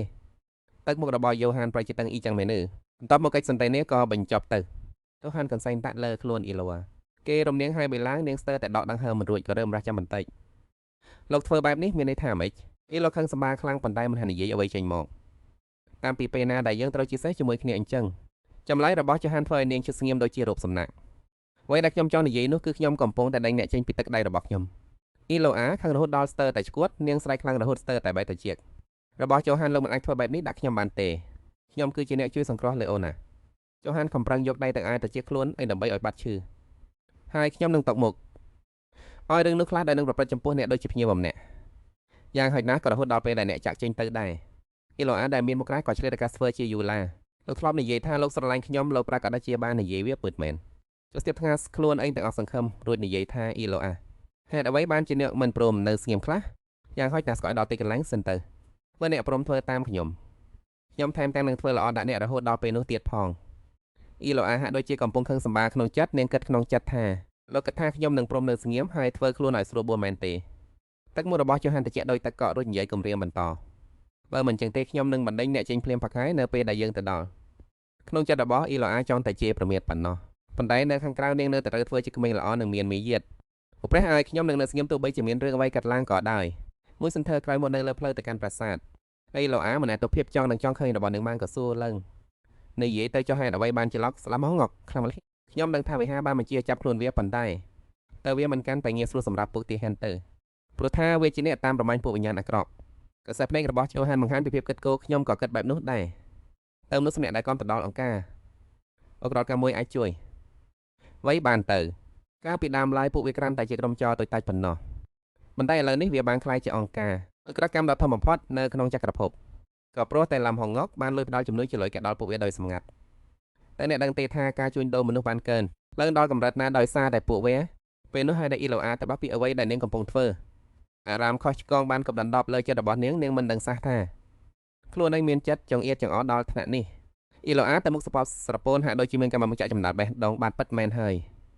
ចុះហានហាក់ដូចជាស្ទាក់ស្ទើរមួយភាពស្ងប់ស្ងាត់របស់គេធ្វើឲ្យអ៊ីឡូអាចាប់អារ៉ាមហើយនៅពេលដំបងឡើយត្បូងទទឹមពុនខៀវគឺជាដើមហេតុនៃបាបកម្មផ្ទាល់ខ្លួនរបស់ខ្ញុំអ៊ីឡូអាមយកពីអ្វីតែយ៉ាងនោះទេនាងបានត្រឹមតែសួរក្នុងចិត្តថាតើបាបកម្មរបស់លោកជាអ្វីទៅ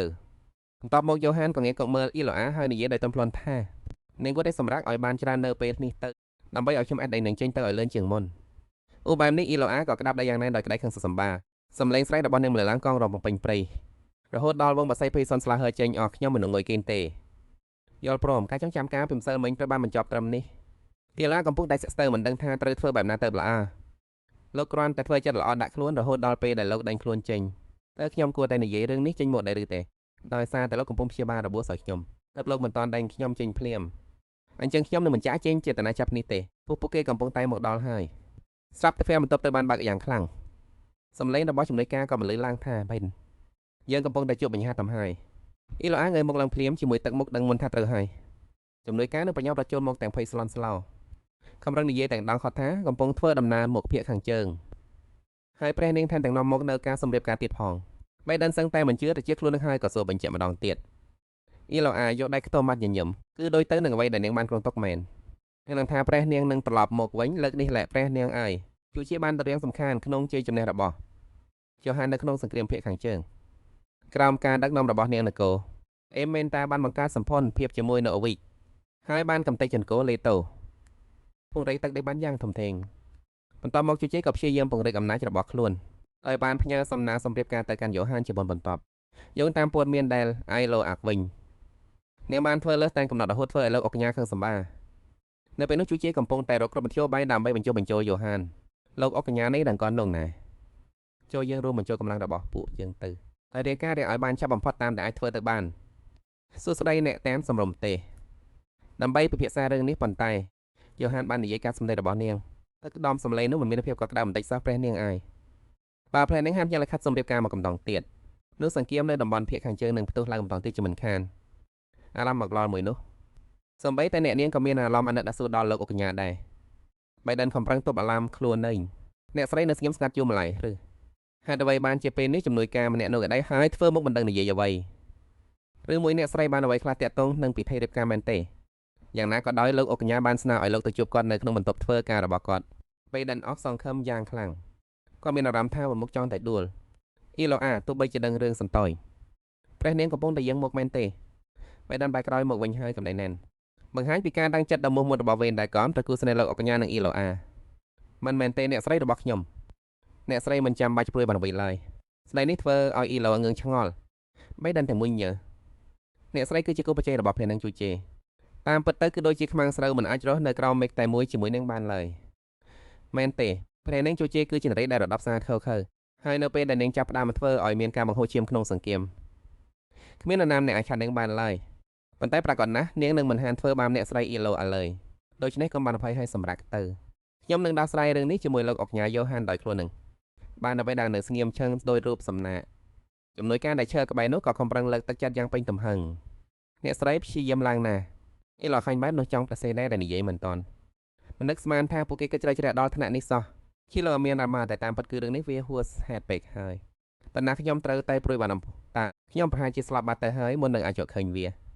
បន្ទាប់ខាងសម្បត្តិមែនទេបន្តិចក្រោយមកទ្វារបន្ទាប់ក៏បើកយ៉ូហានបើកទ្វារចេញមកបៃដិនក៏ស្ទុះចូលទៅក្នុងបន្ទប់ទាំងខឹងសម្បារធ្វើដោយចម្ដីទៅបានជាស្នៀងអាចស្នើសម្បែបនេះទាំងដែលនាងដឹងថាលោកកញ្ញាមានប្រពន្ធរួចហើយនោះយ៉ូហានអង្គុយក្តោបដៃលើសូវ៉ាទាំងលើកជើងម្ខាង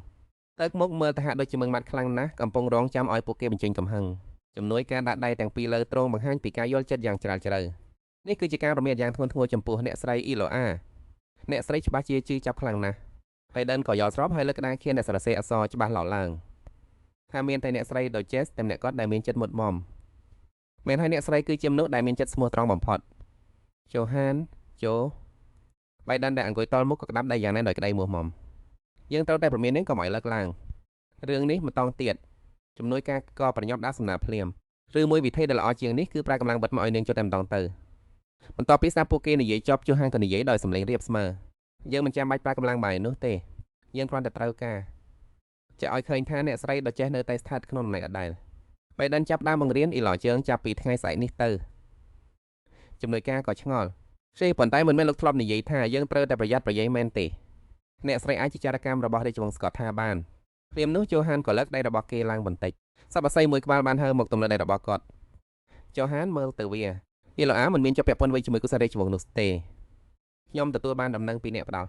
់ព័ត៌មានពីក្នុងរាជវាំងកាលពីប៉ុន្មានថ្ងៃមុននេះបៃដានក៏ធ្វើចិត្តឲ្យញញឹមអូពិតជាធូរត្រង់មែនជំនួយការញញឹមបិទមាត់បញ្ចិត្តដូចជាតែឃើញសេចក្តីពិតអញ្ចឹងខ្ញុំដឹងហើយនេះហើយគឺជាស្នេហ៍ពិតប៉ុន្តែផ្ទុយទៅវិញជូហានក៏មានការប្រុងប្រយ័ត្នថាប៉ុន្តែកុំតន់ប្រហែលឲ្យសះយើងនៅតែមិនដឹងពីបំណងពិតរបស់នាងនៅឡើយទេជំនួយការនឹងបៃដិនក៏អស់អារម្មណ៍ព្រាមមួយរំពេចពួកគេទាំងពីរនាក់ចង់តែវាលោកកម្ចាស់របស់ខ្លួនម្នាក់មួយដែរម្នាក់ជូហានខំអត់ធ្មត់ស្ដាប់ពួកគេអូដាក់ត្រចៀកមិនឈប់ជំនួយការក៏ត្អូញត្អែលោកអុកញ្ញាជូហានទៅមិនគិតថាលោកសង្ស័យច្រើនពេកទៅពេលដែលគេលើកឡើងហើយបៃដិនក៏និយាយបន្ថែមទៅលោកអាចមានអ្នកសងមរតដោយរបៀបណាបើមិនមានអារម្មណ៍អ្វីជាមួយគ្នាបន្តិចសះបែបនេះมันអាចយកបានសះស្លើយជូហានខឹងខ្លាំងក៏វាដែលចុះលើកយ៉ាងខ្លាំងទឹកខ្សែភ្នែករបស់គាត់ចាប់ផ្ដើមមកងឹតសូនហើយទឹកមុខក៏ប្រៃជាតឹងតែងបង្រៀននាងដោយអ្វីដែលជួយជ័យដឹងទៅពួកអ្នកគឺជាមេបញ្ជាការនិងជាប្រធានកងពលទាហាននៅមិនចាំដល់ងាយស្រួលបែបនេះទេជំនួយការមានមុខមាត់ស្លេកស្លាំងបន្តិចហើយសម្លេងក៏ខ្សោយទៅសម្បីតែបន្ទាប់ពីធ្វើការស៊ើបអង្កេតរួចហើយក៏ដោយក៏នៅតែគ្មានអ្វីគួរឲ្យសង្ស័យដែរបែរក៏ដោយគ្នាក៏ប្រញាប់ឆ្លើយដោះសារថាអូពិតណាស់ខ្ញុំនឹងមានការប្រុងប្រយ័ត្នជំរាបសួរលោកអ្នកអកញ្ញាជាសេះគឺសេនានាងមិនបានបាត់ការប្រុងប្រយ័ត្នសូម្បីតែបន្តិចឡើយក្រសែភ្នែកដូចជាសាអន្ត្រីប្រយាករនៅក្នុងបទស្រាប់តែស្ងាត់ជ្រំខោពីធម្មតាបាយដិនស្ទាក់ស្ទើររួចអន់ក្បាលដកដងហើមធំតែមានរឿងមួយដែលធ្វើឲ្យខ្ញុំព្រួយបារម្ភប្រសិនបើយើងនៅតែត្រូវប្រុងប្រយ័ត្នចំពោះអ៊ីឡូតែយើងគួរតែមានតែការលើកកម្ចាត់ទុយដែរឬទេក្មេងម្នាក់នោះមានតំណែងចិត្តស្និទ្ធជាមួយលោកស្រីណាស់ទៅពេលនោះទ្វារបន្ទប់ក៏ត្រូវបានរញបើកយ៉ាងស្រាលលេវស្លៀកពាក់អាវអៀមភ្នែកទាំងពីរដែលភ្លឺចិញ្ចែងចិញ្ចាចលួចមើលតាមចន្លោះទ្វារចូលមកក្នុងបន្ទប់អ៊ីឡូឃើញក្មេងនោះដើរចូលមកក៏មិនបង្អស់យូរឡើយបានសួរទៅលេវថាមានរឿងអ្វីលេវរត់ខ្វាន់ដើរមកកាត់ទីនេះដោយចៃដន្យអ្វីទេគ្មានអ្វីទេក្មេងនោះដាក់ថងអ្វីមួយនៅលើក្រេះដែលធ្វើឲ្យលួចទុកចំណិតបានក៏មានការចង់ដឹងចង់ឃើញភាពបាក់ខ្នងនោះចេញខាងក្នុងមាននំខូគីសូកូឡាគ្រាប់សូកូឡាទាំងនោះមើលទៅទំនងណាស់អ៊ីឡូរំជួលចិត្តយ៉ាងខ្លាំងកូនធ្វើរបស់នេះឲ្យម៉ាក់ដោយខ្លួននឹងមែនទេក្មេងនោះមានការអៀនខ្មាសប៉ុន្តែគេបានប្រមូលភាពក្លាហានដើម្បីនិយាយពីឲ្យក្នុងចិត្តកូនលោកស្រីដែលបានជួយជីវិតកូនលោកស្រីឡូអ៊ីឡូរំជួលចិត្តរហូតចង់ស្រក់ទឹកកភ្នែកទៅតែបានហៅឈ្មោះរបស់នាងអ៊ីឡូមានភាពរីករាយយ៉ាងខ្លាំងបានស្ទុះទៅអបក្មេងប្រុសដ៏គួរឲ្យស្រឡាញ់នេះយ៉ាងណែនលេវនាងទាំងញញឹមទាំងថើបថ្វាល់លេវហើយក៏ក្នុងចិត្តថាទោះបីជារឿងរបស់ជូជ័យយ៉ាងហោចណាស់នាងក៏បានតែងពេលវេលាខ្លះឲ្យខ្លួនឯងដែរកូនចៅនៅទីនេះយូរប៉ុណ្ណាក៏បានតាមចិត្តចោះប៉ុន្តែនៅពេលនេះនៅក្នុងព្រៃដែលព្រឹកមកធ្លាក់ខ្លាំងកូនចៅរបស់យូជ័យបានលើកកៅយិតឡើងដើម្បីសង្កេតមើលហើយគេបានប៉ាន់ស្មានថាយើងនឹងទៅដល់ភូមិមើលរបស់លោកអ្នកអុកញ៉ាក្នុងរយៈពេល7ថ្ងៃជូជ័យដែលឈើនៅពីក្រោយបាននិយាយឡើងដោយសំឡេងដាច់ណាត់ថាមិនទេបើយើងរត់ប្រញាប់យើងនឹងទៅដល់ទីនោះនៅក្នុងរយៈពេល4ថ្ងៃចាស់របស់ខ្ញុំកំពុងតែឆេះរោរាដោយភាពរំភើបហើយមិនអាចរងចាំបានទៀតទេថាទៅស្រីបែបណាទៅដែលអាចទទួលបន្ទុកមុខតំណែងនោះបានខ្ញុំពិតជាចង់ដឹងខ្លាំងណាស់មិនយូរប៉ុន្មានក្រោយមកអ៊ីឡូអាមើលទៅគុំនសៀបភើដែលដាក់ចុងគ្នាខ្វះកពពកតែគេគួរដាក់ចំពីមុខនាងនិយាយវិញជាងសំបីតែមួយម៉ាត់បែដេញជូតញើសនៅលើថ្ងាសគាត់ដកដង្ហើមធំមួយខ្សឹតនេះគឺជាដែលលោកស្រីចាំបាច់ទៅរៀនលោកស្រីតែចង់ចាំរបស់ទាំងអស់នេះឲ្យបានមុនពេលដែលព្រះនាងជួយជាយើងមកដល់អ៊ីឡូអាខ្លួនប្រាញ់ត្រាក់ដែលចង្អុលទៅគុំនៅរសៀបភើលើតទាំងអស់នៅឬសេនានៅឆ្កបៃនោះឆ្លើយតបមិនបាច់ទេនាងមិនចាំបាច់មើលរបស់ពួកនេះទេបែដេញងឿងឆ្ងល់យ៉ាងខ្លាំងដែលឃើញនាងរស់គុំរសៀបភើដែលគាត់ខំប្រឹងរៀបចំយ៉ាងលំបាកគាត់ចង់លោកដៃទៅដណ្ដើមយកមកវិញប៉ុន្តែដោយសារកំពុងមានកម្រិតបែដេញខឹងសម្បាលោកស្រីកំពុងតែធ្វើអ្វីហ្នឹងលោកស្រីចាំបាច់ត្រូវតែដឹងរឿងទាំងនេះអ៊ីឡូអានលើទឹកចិត្តយ៉ាងពេញទំហឹងនៅក្បែរនោះសេនាឲ្យធ្វើបានល្អណាស់សេនាលើគុំរសៀបភើឡើងយ៉ាងណាមិញក៏មិនអាចចាំអ្វីបានច្រើនដល់ថ្នាក់នេះដែរមិនមែនលោកអ្នកអុកកញ្ញាយ៉ូហានបាននិយាយថាពួកយើងត្រូវតែប្រុងប្រយ័ត្ននេះយ៉ាងណាព័ត៌មាននេះមិនអាចបែកធ្លាយបានឡើយបីដិនស្លងមាត់ឡូវសែមអ្វីដែលខ្ញុំចង់និយាយគឺបើលោកចង់បន្ថែមទៀតក៏បានដែរបីដិនខាងខ្លាំងសួរស្រែកឡើងថាលោកស្រីអ៊ីឡូអាមិនមែនពេលនេះទេមិនពេលដែលមកធ្វើលេងសៀកបែបនេះទេតើលោកស្រីដឹងទេថាព្រះនាងមើលងាយអ្នកខ្សោយខ្លាំងដល់កម្រិតណាដោយសារតែពួកយើងមិនអាចឈ្នះដោយកម្លាំងកាយបានដូច្នេះហើយ ពួកយើងត្រូវតែសួរដោយប្រាជ្ញាដើម្បីផ្ដួលជួយជ័យឲ្យបានអ៊ីឡូអាមានអារម្មណ៍ព្រួយបានបំផុតបន្តិចប៉ុន្តែរឿងនេះវាក៏លើស្លប់ពេកដែរដើម្បីកុំឲ្យនាងមានអារម្មណ៍អន់ចិត្តសៀវភៅទាំងនេះទោះបីជាមើលទៅក្រៅបន្តិចប៉ុន្តែវាក៏មិនមានអ្វីច្រើនលប់នោះដែរពងសាតានៃដែនដីភាគខាងជើងប្រវត្តិសាស្ត្រនៃសង្គ្រាមនានាភូមិសាស្ត្រនិងបរិស្ថានជាពិសេសគឺជានិស្សិតសម្ពូរនៃសន្តិភាពរបស់នៅឯនឹងបន្តកំណប់ទ្រពនេះក៏ជាសកាសដ៏ល្អបំផុតសម្រាប់លោកស្រីដើម្បីខិតទៅចិត្តលោកអ្នកកញ្ញាឲ្យកាន់តែចិត្តស្និទ្ធថែមទៀតអ្នកដែលមានចិត្តស្រឡាញ់គ្នាគួរតែមានចំណងចំណូលចិត្តដូចគ្នាអ៊ីឡូហាក់ដូចជាទៅតែបានត្រាស់ដឹងអ្វីមួយត្រូវឲ្យខ្ញុំនឹងព្យាយាមឲ្យអស់ពីសមត្ថភាពទឹកពុកមុខរបស់បេដិនភាពពេញចិត្តវិជ្ជមិនខុសពីការរំពឹងតុកមែនគ្រាន់តែរំលឹកដល់ឈ្មោះអ្នកអុកកញ្ញាក៏មានប្រសិទ្ធភាពដូចជាយន្តការពារដែរនេះហើយគឺជារឿងស្នេហានៃវ័យក្មេងប៉ុន្តែនៅក្នុងពេលនោះក្នុងក្បាលរបស់អ៊ីឡូអាគឺគិតតែបីម៉ាត់នេះដដែលបន្ទាប់ខ្លាំងកំណប់បន្ទាប់ពីរយៈពេលដ៏យូរលង់មួយអ៊ីឡូអាក៏បានបើកមាត់និយាយខ្ញុំគិតថាពេលនេះខ្ញុំចងចាំអត់រលឹងនៅអ្វីគ្រប់យ៉ាងនៅក្នុងសៀវភៅទាំងនេះហើយនាងស្រាប់តែដួសហត់លើព្រលឹងដូចជាចងចេញពីខ្លួននាងក៏ក្នុងចិត្តថាគ្មានតម្រូវអ្វីតតែសោះអំពីបន្ទប់ខ្លាំងកំណប់ជាមួយនឹងលបឿនបែបនេះនាងប្រហែលជាស្លាប់ដោយសារអស់កម្លាំងមិនខានបៃដិនក៏អត់តិចជាដើម្បីកែសម្លេងខ្ញុំនឹងនិទានរឿងមួយដែលគួរឲ្យចាប់អារម្មណ៍ដល់អ្នកនេះគឺជាការពិតដែលមនុស្សភាគតិចតែប៉ុណ្ណោះនៅភាគខាងជើងបានដឹងអ៊ីឡូអាក៏ចាប់ដើមទាយកភ្លាមតើវាតាក់ទងនឹងបន្ទប់ខ្លាំងកំណប់ដែរឬទេបៃដិននៅតែបន់ពន្យល់ដោយក្តីរំភើបអំពីបញ្ហាផ្សេងមួយទៀតអ្នកស្រីអ៊ីឡូអាតើអ្នកដឹងទេថាហ្វេតវេបានជាប្រលឹងវិស័យមានវត្តមាននៅលោកនេះអ៊ីឡូអាមានអារម្មណ៍ថាអស់សង្ឃឹមយ៉ាងខ្លាំងក្នុងចិត្តនាងឆ្លើយថាខ្ញុំក៏មិនច្បាស់ដែរប៉ុន្តែក្នុងចិត្តវិញនាងគិតថាទោះជាយ៉ាងណាក៏ដោយខ្លួននៅនឹងច្រើនពេកហើយអំពីវិធីចាប់ពួកវាបៃដិនពន្យល់ដើម្បីឲ្យនាងងាយយល់ពេលណាគឺមិនមែនទេព្រះវិហារគឺជាអ្នកគ្រប់គ្រងរាល់ព័ត៌មានទាំងអស់អំពីពួកវាអ៊ីឡូអាដូច្នេះក៏មានការសង្ស័យបន្តព្រះវិហារឬបៃដិនក៏ក្បាលបញ្ជាក់លោកក៏ចាប់ផ្ដើមនិយាយយ៉ាងយកចិត្តទុកដាក់រឿងដែលខ្ញុំនឹងប្រាប់អ្នកនេះមានដំណឹងមួយចំនួនតូចប៉ុណ្ណោះក្នុងក្រុមអភិជនដែលដឹងវាបានចាប់ផ្ដើមតាំងពី100ឆ្នាំមុនក្នុងអតីតកាលដ៏ឆ្ងាយនៅពេលនោះព្រះវិហារមិនត្រឹមតែគ្រាន់តែជាអ្នកបញ្ជូនសាររបស់ព្រះប៉ុណ្ណោះទេពួកគេចង់បែងចែកអំណាចឲ្យខ្លួនឯងដោយប្រើប្រាស់ស្ថានមកពពិសិដ្ឋពួកគេបានធ្វើការពិសោធន៍នឹងគ្រោះថ្នាក់រាប់មិនអស់ប៉ុន្តែការពិសោធន៍ទាំងនោះបានបញ្ចប់ទៅដោយការបរាជ័យទាំងសស្រង់ហើយតម្លៃដែលត្រូវបងសម្រាប់ខានប្រជមុខនឹងអតីតគឺធំណាស់វាទៅកាន់វិមាត្រមួយផ្សេងទៀតត្រូវបានបើកឡើងហើយចាប់ពីពេលនោះមកពួកវិញ្ញាណអាក្រក់ក៏លេចមុខចេញមក